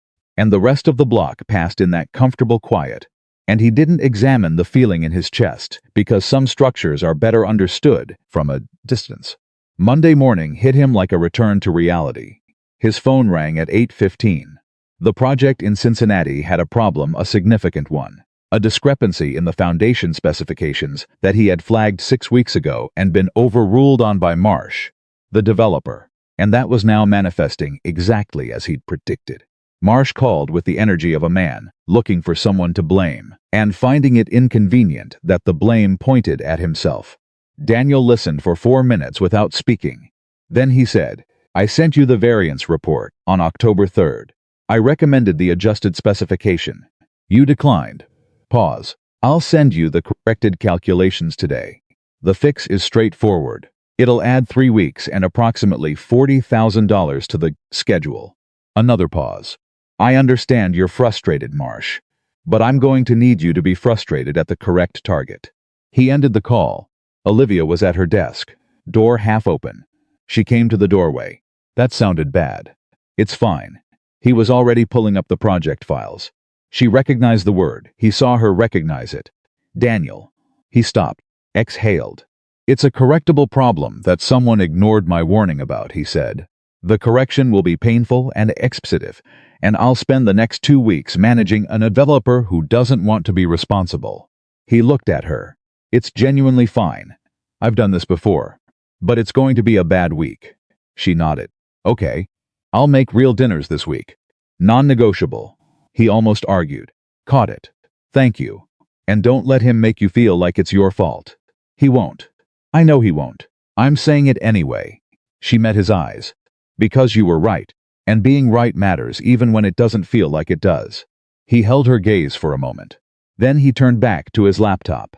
The floor in the northeast corner of your bakery space needs about 800 square feet of self-leveling compound before any finished flooring goes in. I'm going to write out the specification tonight. She stared at the back of his head. I didn't ask you to, I know. He was already typing. Go do your bookkeeping, Olivia. She stood in the doorway for one more moment. Then she went back to her desk. But he heard it just barely, the sound of her smiling. Not a laugh. Just a smile, the quiet kind. He worked better for the rest of the morning than he had in weeks. Thursday was when everything cracked open. Not dramatically. The way things crack in real life, quietly, at an unexpected angle, when you've been looking somewhere else entirely. It was 7:30 in the evening. The bad week had been bad 4 days of Marcia's calls. Corrected calculations, an accelerated timeline, 2 late nights. Olivia had made real dinners as promised, and he had eaten them, and they had talked about ordinary things, and it had been the counterweight that made the days survivable. He was at the kitchen table, finishing the last of the Cincinnati corrections, when he heard Olivia in her bedroom. Not the usual sounds, the soft keyboard clicks of her remote work, the occasional humming. This was different. This was a voice, low and controlled, with the specific tension of a conversation that was costing something. He didn't intend to hear it. The apartment was small. The wall was thin. I know you're going to be there, she said. Low. Careful. Jennifer already told me. I'm not calling to know. Marcus, I'm not calling to relitigate anything. A pause. I'm calling because I want to ask you something directly, and I want a direct answer. Another pause. Longer. Did you tell Jennifer that I was still in love with you? Daniel stopped typing. Because she mentioned it, Olivia continued, in a way that suggested she believed it. And I need to know if you Yes, I understand that's your interpretation. But Marcus. Her voice sharpened. Just barely. Like a wire pulled 1 degree tighter. I'm going to my sister's wedding. I'm going to be there, and I'm going to be fine. And I don't need you to manage anyone's expectations of me. What I need is for you to stop making my emotional state your narrative. He heard her exhale. What? I have to go, she said. Silence. He sat at the kitchen table and said nothing, and looked at his screen, and did not pretend he hadn't heard. After approximately 2 minutes, Olivia's door opened. She came into the kitchen. Her face was composed. She'd done the work before. She opened the door, taken the 30 seconds to reassemble the exterior. He recognized the technique because he used it himself. She went to the counter, started making tea. You heard that, she said. Not a question. The wall is thin, he said. I know. She filled the kettle. He told my sister, I'm still in love with him. Jennifer mentioned it like a piece of gentle information, like she was being helpful. The kettle went on the burner. He's been doing that for 3 years. Framing my recovery from him as something I haven't managed yet. Why? She turned around, and her face now was something he hadn't seen from her before. Past the warmth, past the management, past the performance. Just tired. And angry. The specific anger of someone who has been very patient for a very long time. Because it makes him the story, she said. If I'm still in love with him, then the breakup was just a delay. He's still the center. She looked at him steadily. Some people can't bear to not be the center. Daniel looked at her. Are you? She frowned. Am I what? Still in love with him.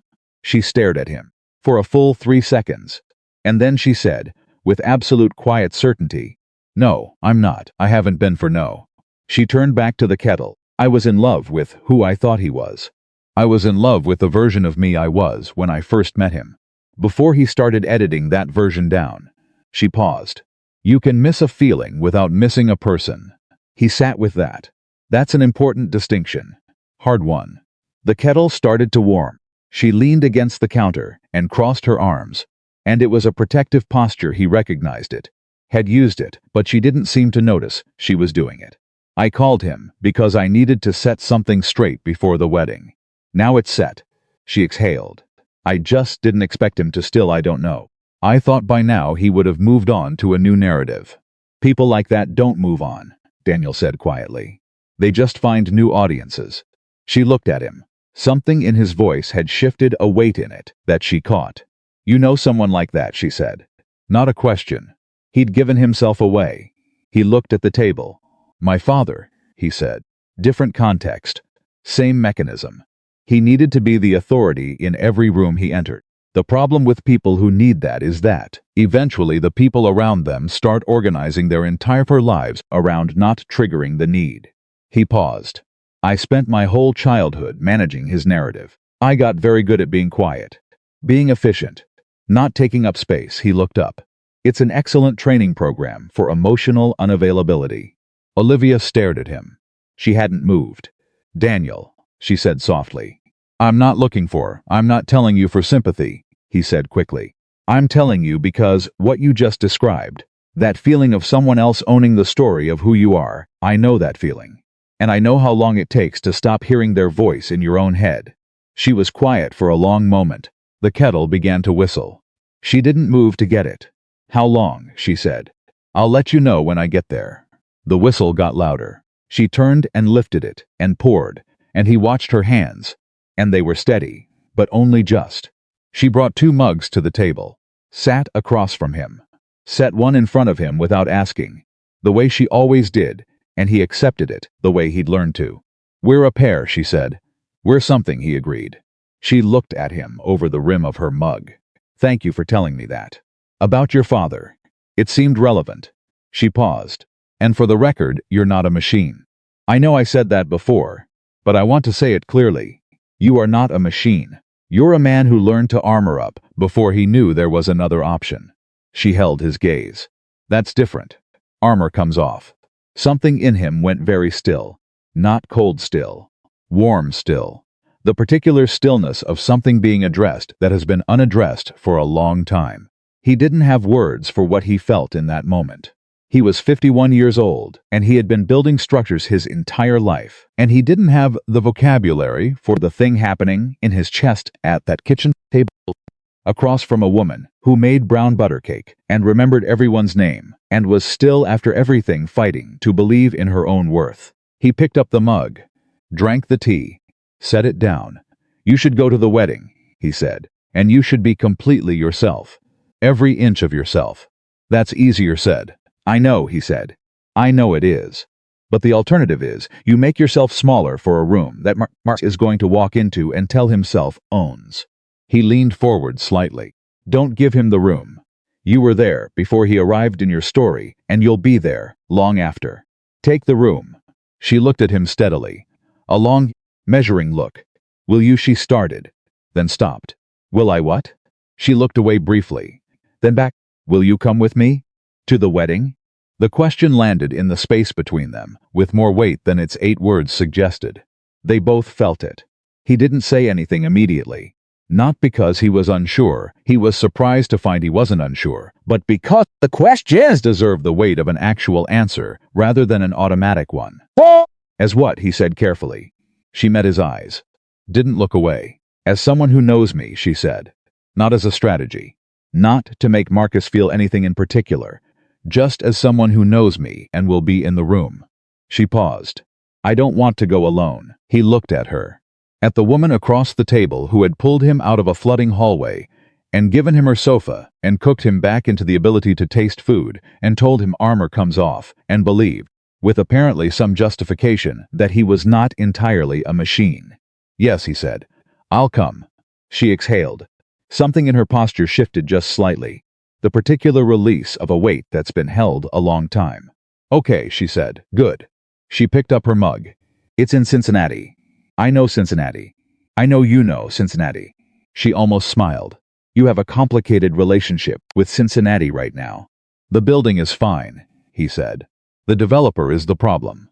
Most things are fine, she said. Most people are the problem. He looked at her. That's bleak. It's realistic. But she was smiling now, the real one. The slow one, with notable exceptions. He said nothing, but something shifted in his face. Something's small, something that most people wouldn't catch. Olivia caught it. Because she had been paying attention from the beginning. The way she paid attention to everyone. Except lately, the attention she paid to Daniel Carter had a different quality to it. A focus that was specifically his. She didn't examine that directly. Not yet. But she noticed it. And she did not put it away. The following Tuesday, Emma came for a midweek overnight a school holiday. A schedule adjustment, the list of co-parenting, navigated efficiently between two adults who had learned to be better partners after the marriage than during it. Emma arrived at 4:15 with her backpack and her purple rain boots and the energy of a child who has had a full school day and is running entirely on future plans. She walked in, dropped her bag, and said to Olivia, "I've been thinking about the plants." Olivia, who was at the counter, turned around. "What about them?" "The one by the window. The trailing one. It needs more light." Emma climbed onto a kitchen stool. "I looked it up. Pothos like indirect light, but they need more of it than a window that faces north." Olivia looked at the plant, looked at Emma. "That window faces east." Emma frowned. "Are you sure? I've lived here 2 years." Emma considered this. "Okay, but still. I think it needs water. I watered it Saturday. It looks thirsty." Daniel, from the kitchen table where he was working, said, without looking up, "Emma, stop reorganizing things that aren't yours." Emma looked at him with the specific expression of a child who has caught a parent being hypocritical. "You reorganized her whole pantry." Olivia laughed. Out loud, full. "The real one. The one that filled the room." Daniel looked up from his laptop. "That's different." "How is it different?" "Because the pantry was genuinely inefficient. The plant is genuinely thirsty." Olivia was still laughing. "She's got you," she said. "She absolutely does not." Emma beamed with the satisfaction of a 7-year-old who has just won an argument with a structural engineer and knows it. She turned back to Olivia. "Can I waddle?" Olivia said. "Just a little. And I'll show you where the watering can is." Emma slid off the stool.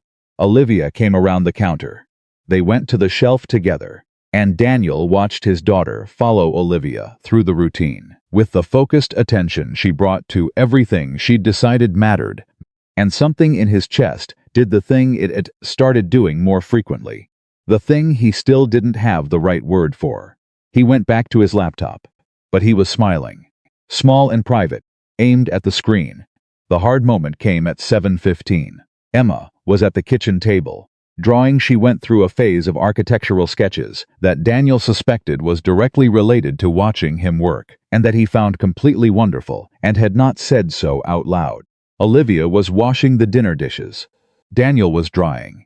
The way he'd started doing without being asked. The way it had become simply a thing that happened after dinner. Emma said, without looking up from her drawing, "Dad, are you going to stay here forever?" The question hit the room like a change in air pressure. Olivia's hands slowed slightly in the water. Daniel set the plate down. "No," he said carefully. "My apartment is getting fixed. I'll go back when it's done." Emma continued drawing. "Why? Because it's my apartment." But this one has plants, and Olivia's a better cook. She looked up at Olivia with absolute transparency. "No offense to my dad." "None taken," Olivia said quietly. She was not looking at Daniel. "And you're happy here," Emma said. Back to her drawing. Matter of fact. The devastating clarity of a child with no investment in what adults find comfortable. "You look different. Less like you're waiting for something bad to happen." Daniel stared at his daughter. The room was very quiet. Olivia had stopped washing dishes. She was looking at the water in the sink. He opened his mouth, closed it, tried again. "I'm glad you noticed that," he said finally. Because it was true, and she deserved true. Emma nodded, satisfied, and went back to her drawing. "I think you should get a plant," she said. "When you go back, a real one, not a cactus." The cactus was Dad. It died. Olivia made a sound in the back of her throat that was definitively a suppressed laugh. "It was overwatered," he said. "It was lonely," Emma said. Another silence. Different from the last one. "Okay," he said. "I'll get a plant." Emma nodded once. The universal gesture of a child who has settled something important and kept drawing. Later, after Emma was asleep, Daniel and Olivia sat at the kitchen table with tea that had gone slightly cold, and didn't say anything for a while, which was its own kind of conversation. Then Olivia said, She's extraordinary, she is. She said you look different. She looked at him, not the careful, sideways look directly. Less like you're waiting for something bad to happen. He held her gaze. I heard her. Is she right? He thought about it seriously. The way he took her serious questions seriously, which she had noticed, and which meant something to her. I think he stopped. Started again. I came here waiting to go back, he said. Back to my apartment. Back to my routine. Back to the structure I'd built. He looked at the table. And somewhere, in the last 3 weeks, that shifted. I stopped experiencing this as temporary. He looked up. I don't entirely know what to do with that. Olivia looked at him steadily. A long, measured look. The kind she gave things when she was deciding how much of herself to bring into the answer. Me neither, she said, quietly, directly, without the deflection, without the subject change. Just there. The word sat between them on the table. He didn't move. She didn't move. Outside the window, Columbus ran its nighttime business. The building settled. Emma breathed in the next room, and 2 people who had been very good at being alone sat across from each other at 11 at night in a kitchen that smelled like dinner and tea and the faint remaining warmth of brown butter, and did not yet say the thing that was clearly, unmistakably present in the room. Because some things need to be approached carefully. Because some structures, before you commit your weight to them, need to be fully understood. But neither of them looked away. And that was its own kind of answer. His apartment was finished on a Thursday. Phil called at 9:12 in the morning. You're good to move back in, he said. Floors are done. Walls are done. Pipe systems been fully replaced in both units. New copper throughout. Daniel thanked him. Ended the call. Sat at Olivia's kitchen table and looked at his phone. Olivia was in her office. Door half open. He could hear her on a work call. Her voice moving through the careful cadence of explaining a balance sheet to someone who didn't quite understand what they were looking at. He should go pack. He sat there for 4 minutes. Then he stood up, walked to the door of his apartment. It was directly next to hers. He'd walked that 30 feet approximately 700 times in 11 months, and never once thought about it as a distance, and unlocked it and went inside. It smelled new. Fresh drywall and polyurethane floor finish, and the particular clean nothing of a space that had been emptied and repaired. His furniture had been moved back in by the restoration crew, most of it, the pieces that survived. The books were on the shelves. The desk was in position. The chair faced the window. It was exactly as he'd arranged it. It was completely different from where he'd been living for 3 weeks. He stood in the middle of his own apartment and understood, with the clarity of a man who had spent his career understanding structures, that he had spent 4 years building something that was stable, functional, and completely empty at its center. He had been treating loneliness as load-bearing. He had been treating isolation as architecture. And across a 30-foot hallway, a woman who laughed too loudly and felt too freely and made brown butter cake when she did think and had once made herself smaller for someone who couldn't see her actual size, was currently explaining a balance sheet and had told him last night, quietly and directly, me neither. He stood in his apartment for a long moment. Then he went back to hers. She was still on the call. He sat at the kitchen table, opened his laptop, pulled up the bakery space specifications he'd been working on, detailed now, cross-sectioned with material lists and contractor recommendations, and a phased build-out timeline that kept the capital requirement manageable in the first 6 months. He worked until she was done. She came out at 11:45, and she saw him at the table and she stopped. Phil called, he said. My apartment's done, I know. I heard you go in. She leaned against the doorframe. Her expression was measured, careful. I'm going to need about 2 days to sort the furniture and the setup, he said. I've got a load of books in your second bedroom still. I know, she said. He looked at her, Olivia. Daniel, a pause.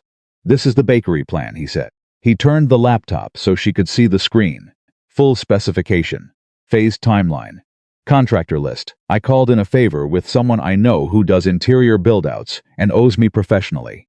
He can start your assessment in 2 weeks. She walked to the table, slowly, looked at the screen. She looked at it for a long time, the detailed drawings, the material specs, The careful phased breakdown that showed her how to do this without risking everything at once. How to build the thing she'd stopped believing she deserved in a way that was structurally sound. When she looked up, her eyes were bright. The almost but not quite way. "You did this last night," she said. "And this morning. Some of it." She sat down. "You didn't have to. I know I didn't have to," he said.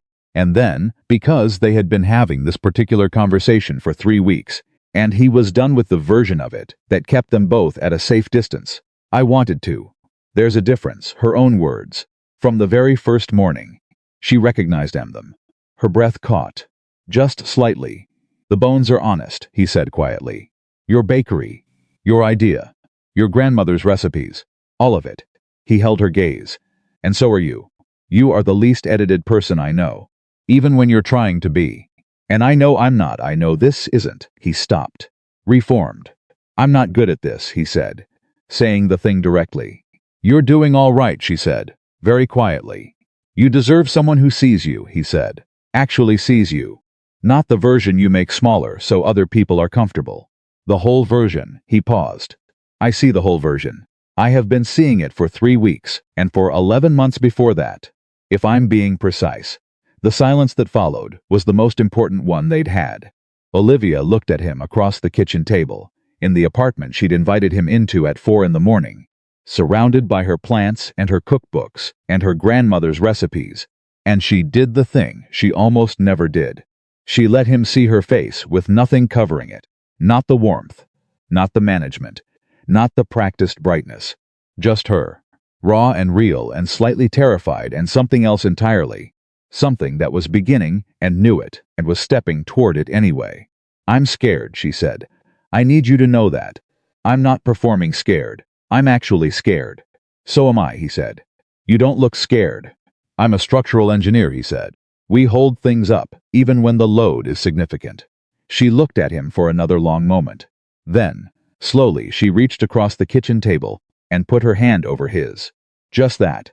Just her hand over his. He looked at it, at her hand, warm, the way all of her was warm, the way the whole apartment was warm, because she lived in it, and he turned his hand over, and he held hers back.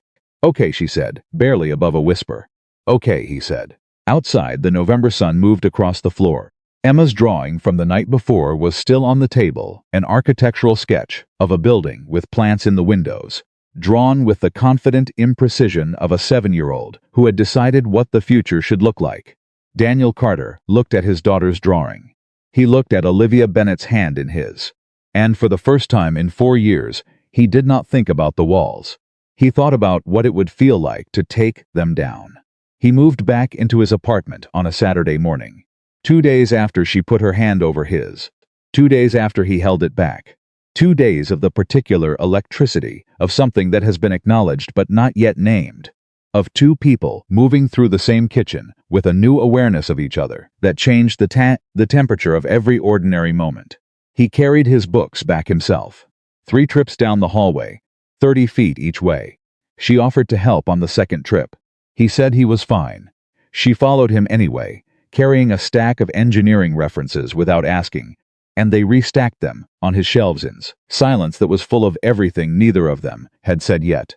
When the last box was moved, they stood in his apartment and looked at it, his clean lines, his neutral colors, his organized desk, and it looked exactly as it had before the pipe cracked. And it felt completely different. Or he felt different inside it, which amounted to the same thing. "It looks good," Olivia said. "It looks like before," he said. She looked at him. "Is that bad?" He considered it. "No," he said. "It's just I can see it clearly now. What it was missing." She didn't ask what that was. She didn't need to. She just looked at him, with the look she'd stopped trying to moderate. The one that was specifically for him, and said, "Get a plant. Put it by the window. I'll get a plant today. Daniel." She crossed her arms. "You told Emma you'd get a plant. She's going to ask. She asks about everything. Because you taught her that things matter enough to follow up on." She tilted her head slightly. "Get the plant." He got the plant. Not because Emma would ask, though she would. Not because Olivia said so, though she did. He got it because he walked to the small nursery 4 blocks away, a place he'd passed 200 times, and never entered, and stood in front of a table of options, and chose Apothos. Specifically, because he knew they were hard to kill, and he knew what that knowledge meant and where he'd learned it. He brought it back, put it by the window, stood back and looked at it. It looked like a beginning. The first week of December arrived with the specific sharpness of a Midwest winter that's done being subtle. Daniel was back in his apartment. They were 30 feet apart, and nothing about the 30 feet felt like distance anymore. It felt like a technicality. He knocked on her door at 7 in the morning. Instead of walk into the kitchen. She opened it and handed him a coffee mug before he could say good morning. And they stood in her doorway for a moment, both of them aware of the slight absurdity of this arrangement, before she stepped back and he came in, and they had breakfast the way they'd been having it for 3 weeks, as if the walls between their apartments were a formality that neither of them fully credited. On Tuesday at 6 in the evening he called Emma. Emma said, "Did you get a plant?" "I did. What kind?" "Pothos." "Good choice." She sounded satisfied. "Olivia told me those are hard to kill." "Olivia told you that the first day you were here." "I know. I looked it up after to make sure she was right." "A beat." "She was right. She usually is," he said. Emma was quiet for a half second, the particular quiet of a 7-year-old who has noticed something adult and is deciding how to handle it. "Dad," she said. "Do you like her?" He was quiet. "Dad, yes," he said. "I like her very much."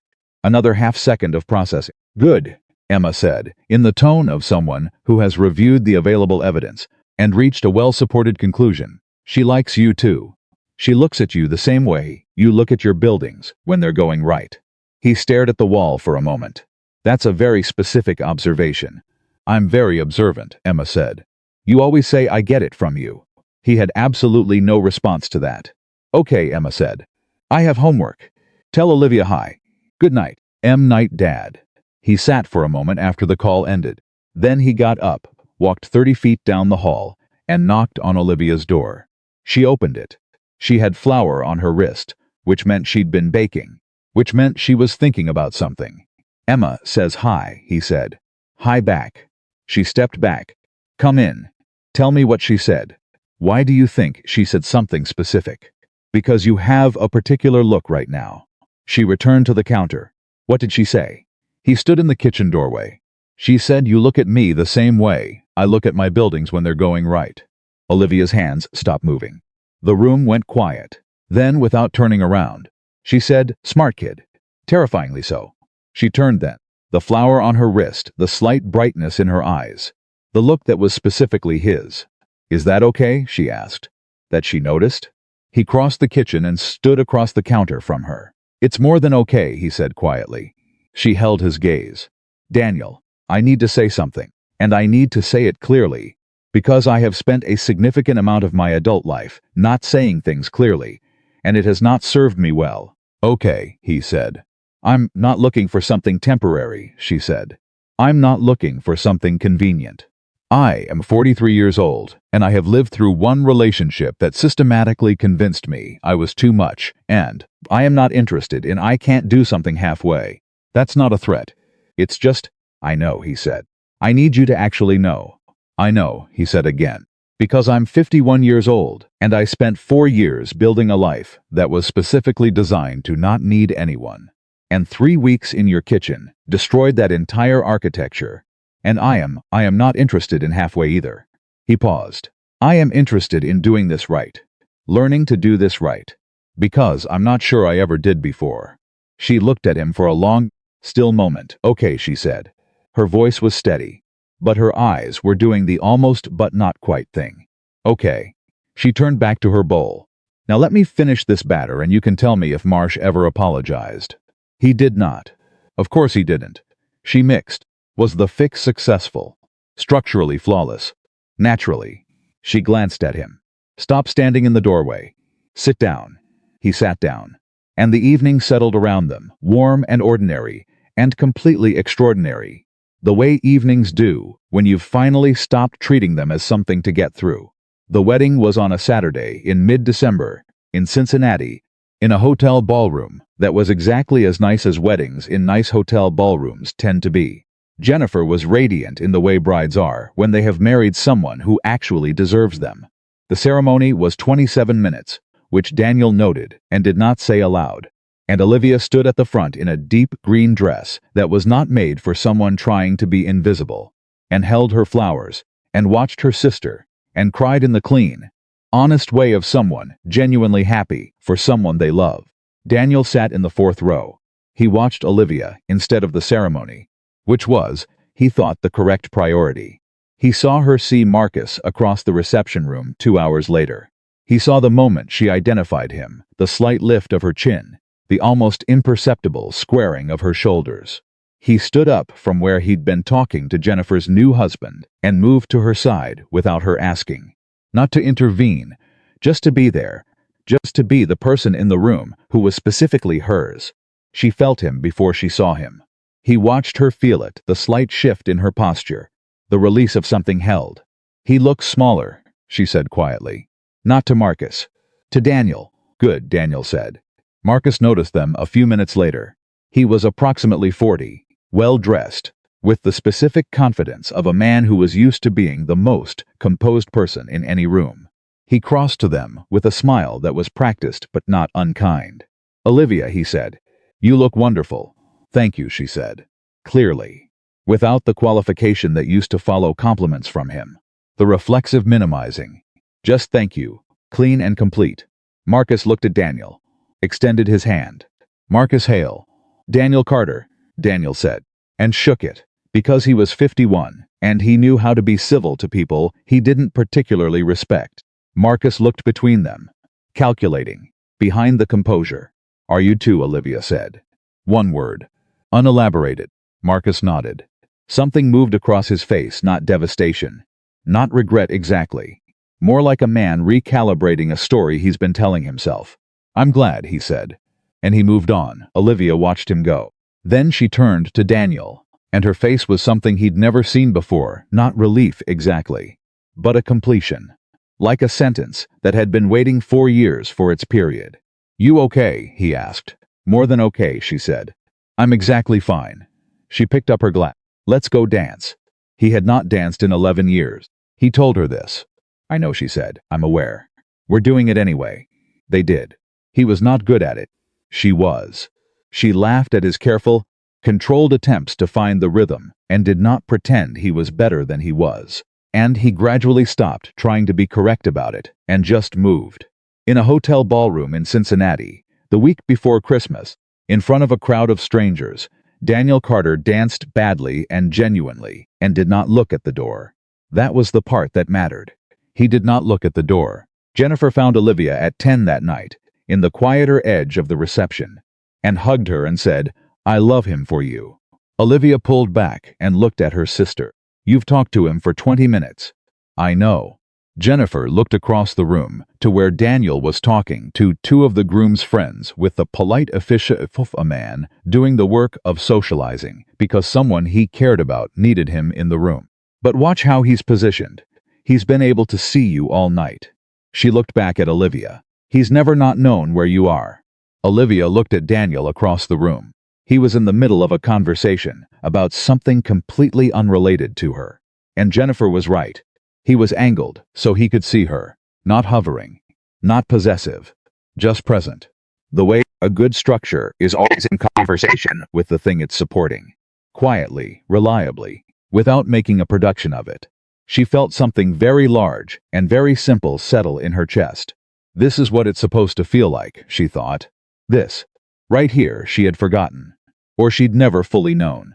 But she knew now. 3 weeks before Christmas, Daniel came to Olivia's door at 9 in the morning with his laptop and a folder, and the expression of a man who has done a significant amount of work and is about to present it. She let him in. What did you do? I spent the last 2 weeks running your bakery numbers properly, he said. He sat at the kitchen table and opened the folder. Not just the build-out specs, the whole financial model, startup capital requirements, monthly break-even analysis, revenue projections based on comparable independent bakeries in your square footage range in Columbus, marketing baseline, first-year cash buffer requirement. She sat down slowly. Daniel, you're viable, he said. He turned the page so she could read it. Not theoretically. Actually viable. Your rent-to-revenue ratio is aggressive but manageable if you hit 60% capacity by month 4, which is achievable based on the community relationships you already have. Your biggest risk is equipment cost front, loaded in the build-out. And I've identified 2 SBA loan programs that specifically serve food industry small businesses with this exact profile. She was looking at the pages, reading them. Her hands on the table were very still. This took you 2 weeks, she said. I had evenings, Daniel. She looked up. Her voice was doing something complicated. This is you built me a business plan. A preliminary one. You'll need an accountant and a business attorney before you sign anything. I can recommend both. He paused. But the foundation is there. The bones are honest. She stared at him. There were the bright eyes again. The almost but not quite. Stop making me cry in the morning, she said. It throws off my whole day. I'm presenting data, he said. Data doesn't make people cry. You are the only engineer in the world who could make a financial model emotional. The numbers are good. Olivia. He held her gaze. Your dream has good numbers. It was never the numbers that stopped you. The numbers were always going to be fine. She put her hands over her face for a moment. He waited. He'd learned to wait, learned it, from watching her. From the way she gave silences their room. When she lowered her hands, her eyes were bright and her chin was steady. What do I need to do first? She asked. Call the SBA program on page 6. Start the pre-application. Then call the contractor I connected you with. He's held the assessment date. He turned another page. And tell me what your grandmother's most important recipe is. The one she would have wanted the bakery named for. Olivia went very still. You want to name the bakery? I want you to name it, he said. I want to know what she would have called it. She was quiet for a long moment.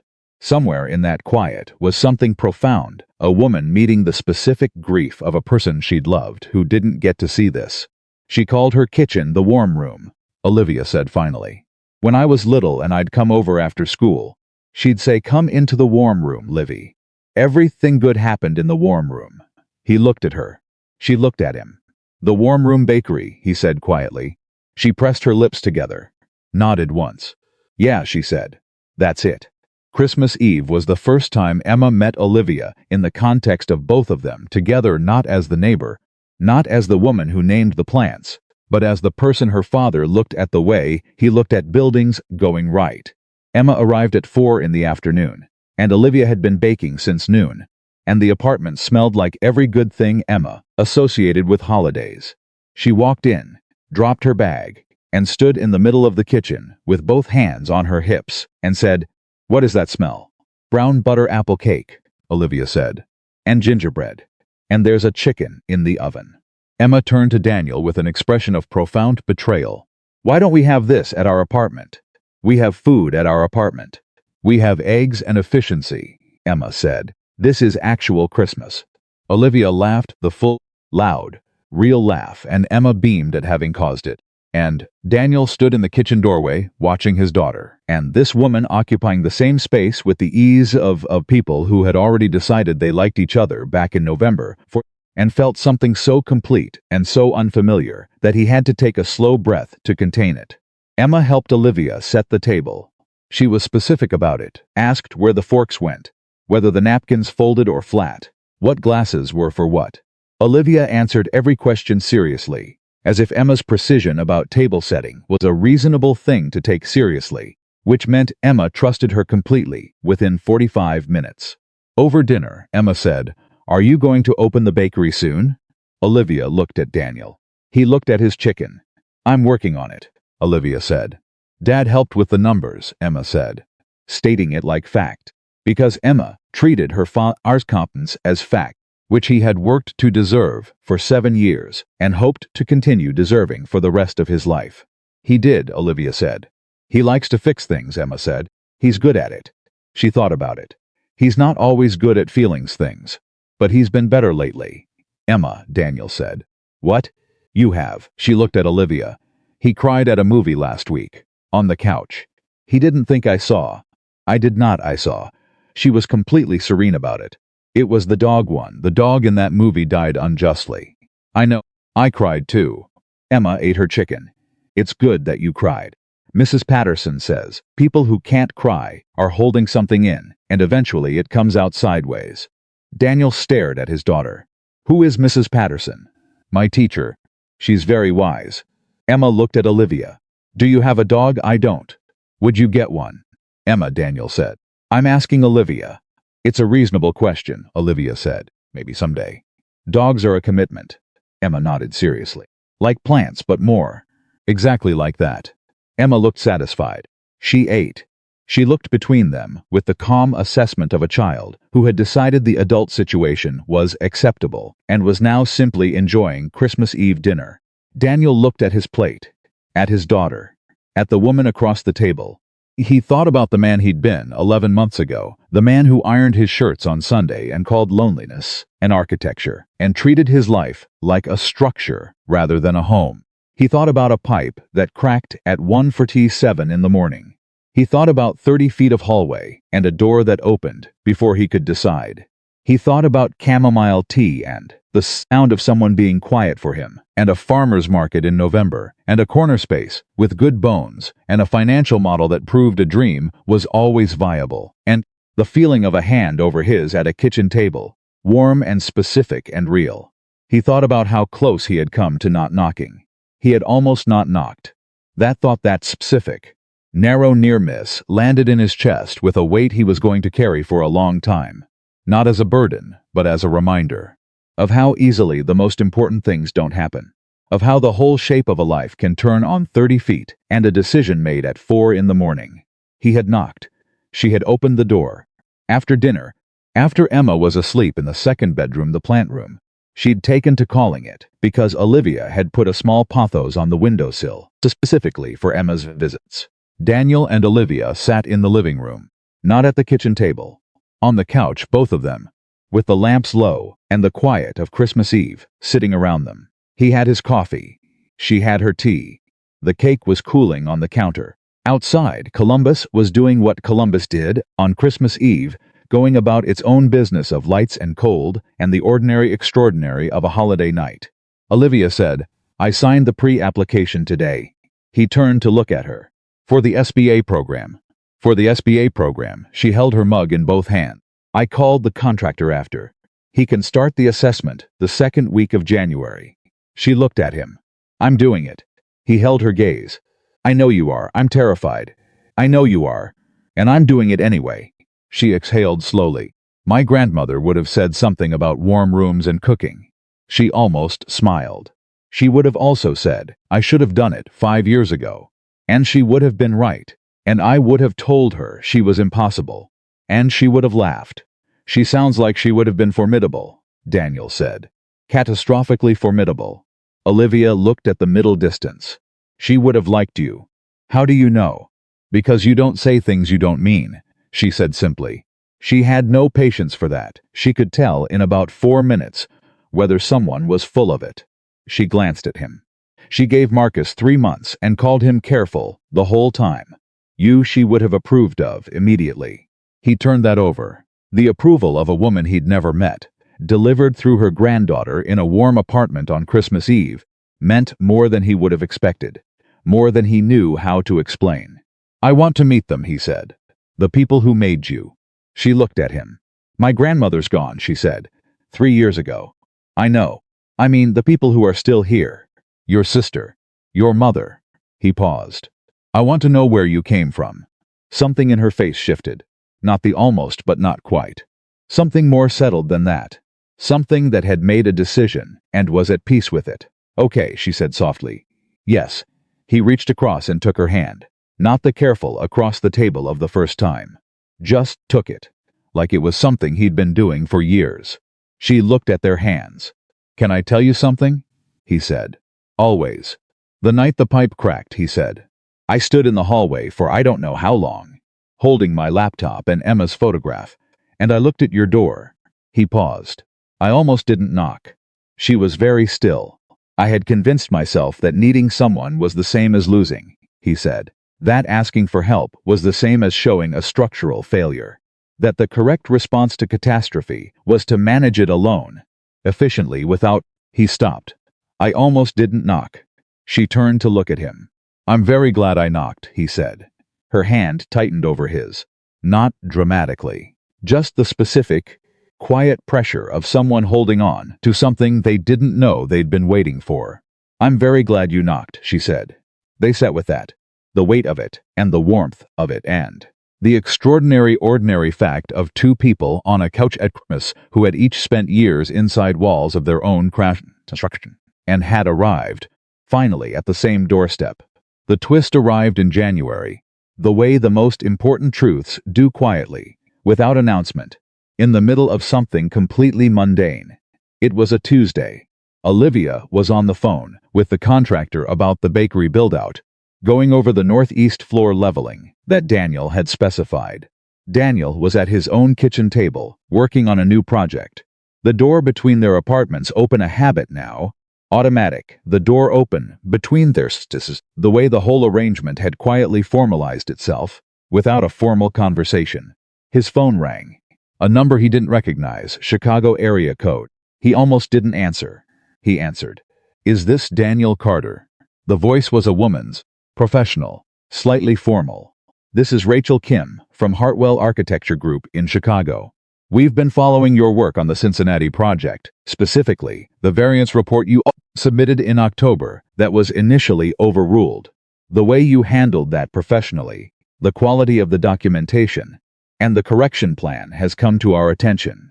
A brief pause. We're expanding our structural engineering division and looking for a senior consultant position, one who can operate independently on complex projects. We'd like to talk. He sat at his kitchen table. He looked at the open door, at the light from Olivia's apartment, warm and familiar, at the pothos on his windowsill, green and alive.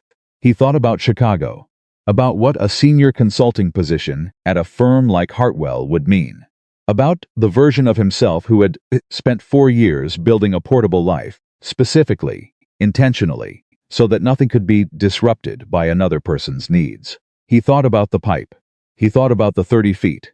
He thought about Emma, who came every other weekend, whose schedule was tied to Columbus, whose life had its roots here.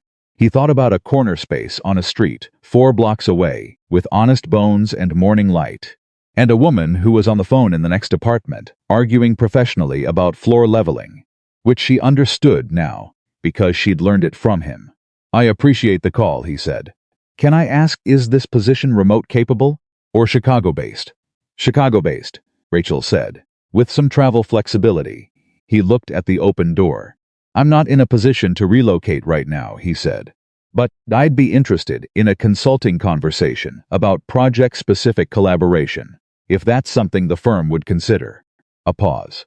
That's not the structure we envisioned, but I'm willing to have that conversation. Can I set up a call? Yes, do that. He ended the call, sat for a moment. Then he walked through the open door into Olivia's apartment. She was still on the phone.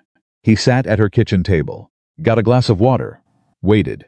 She finished the call at 11:15, turned around, saw him, read his face. What happened? He told her about the call, directly, completely, without managing her reaction or pre-solving it for her. Just told her. She listened without interrupting. When he finished, she said, "What did you say?" I said, "I'm not able to relocate." She stared at him. Daniel, Olivia. He met her eyes. I have Emma every other weekend. She's 7. She's rooted here. I'm rooted here. He paused. And I'm not interested in moving away from whatever this is, while it's becoming what it's becoming. He held her gaze. I said I'd do project consulting with them remotely. That's the right answer. She looked at him for a long moment. You didn't talk to me first. It was a phone call. I made the call I believed in. He paused. If you think I made the wrong one, tell me. She was quiet. The specific quiet of someone sitting with something large to see if it's true. Then she said, "No. I think you made the right one." She exhaled. I think you made the right one, and you made it clearly. And that's not the man who lived in the apartment next door 11 months ago. No, he said. It's not. She came to the table, sat across from him. Are you sure? About what specifically? About all of it. Emma, hear me. The whatever this is becoming, he looked at her. at the woman who laughed too loud and felt too freely and had spent years editing herself down to a size other people found comfortable, and who was now slowly, imperfectly, with full knowledge of the risk building herself back up to her actual dimensions. Yes, he said simply. Without remainder, she held his gaze, and then she reached across and put her hand over his, the way she had the first time, at the kitchen table, before the wedding, before the business plan, before Christmas Eve. Okay, she said. Okay, he said. The Warm Room Bakery opened on a Thursday morning in March, 2 days after the spring equinox, when the light was beginning to come back to Columbus in earnest. The corner windows caught the morning light exactly as he had predicted. The northeast floor was level. The north wall carried its load through the new beam he'd specified, opening the space without compromising the structure. The display case faced the street, so that anyone walking by at 7 in the morning could see the warmth inside, could see activity. Light. A woman behind the counter who moved the way she always moved, with an intuitive confidence that looked like recklessness and produced results that were, objectively, extraordinary. The line went around the block. Mrs. Kowalski from the second floor came at 7:15, and Olivia gave her the first coffee personally, and refused payment, and Mrs. Kowalski sat in the corner by the east window for 2 hours, which was, Olivia said later, the best review anyone had given her. Jennifer came with her new husband. The contractor came. 3 of Olivia's bookkeeping clients came. Gerald from the farmer's market came and bought 6 things and came back at noon for 2 more. Daniel came at 6:50 a.m. before it opened, because he had a key. He stood in the empty bakery, not empty anymore. Not bare concrete and possible futures, but warm and real and active. Everything it was supposed to be, and he looked at what had been built. Olivia came out of the back at 6:55, in her apron, and stopped when she saw him. "You're early," she said. "I helped with the floor leveling," he said. "I have a professional interest." She crossed the room to him. He was looking at the corner windows, at the morning light, doing exactly what he'd calculated it would do, and she stood beside him and looked too. "She would have loved it," Olivia said. "Her grandmother." "I know," he said. She took his hand. He held it. They stood in the warm room, her grandmother's name for every place where the important things happened, where people were fed and heard and known, and the morning light spread across the floor. And outside on the street, Columbus woke up and came toward them. Emma arrived at 7:05, delivered by Linda, who looked through the bakery window for one moment before driving away and allowed herself a small private smile that she shared with no one. Emma walked in with her purple rain boots and stopped and looked at everything: the counter, the cases, the corner windows, the plants that Olivia had put on the sill, because Olivia put plants on every available sill. And then she looked at her father and Olivia standing together, and she said, with the absolute clarity of a 7-year-old who has been paying attention since November, "It smells like Olivia's apartment." "That's the brown butter," Olivia said. "It smells like home," Emma said. Simply factually, the way children say true things without ceremony or apology. Nobody corrected her, because nobody disagreed. Daniel Carter, who had spent 4 years building walls and calling it living, stood in a warm room in Columbus, Ohio, holding the hand of the woman who had opened a door when he almost hadn't knocked, watching his daughter examine a tray of pastries with focused scientific attention, the woman he was protecting, and understood finally, completely, with the certainty of a man who had built enough structures to know when the load-bearing elements were exactly where they needed to be, that this was not a temporary arrangement. This was not a recovered equilibrium. This was not a return to the life he'd had before a pipe cracked at 1:47 in the morning. This was a new thing, built on honest bones, carrying its weight well, warm at its center. He had almost not knocked. He had knocked, and, on a Thursday morning in March, with the spring light coming through corner windows, and the smell of brown butter filling a room that had been waiting to become what it always should have been, Daniel Carter looked at the life that had grown in the space where his walls used to be, and he did not look at the door. He was already exactly where he was supposed to be.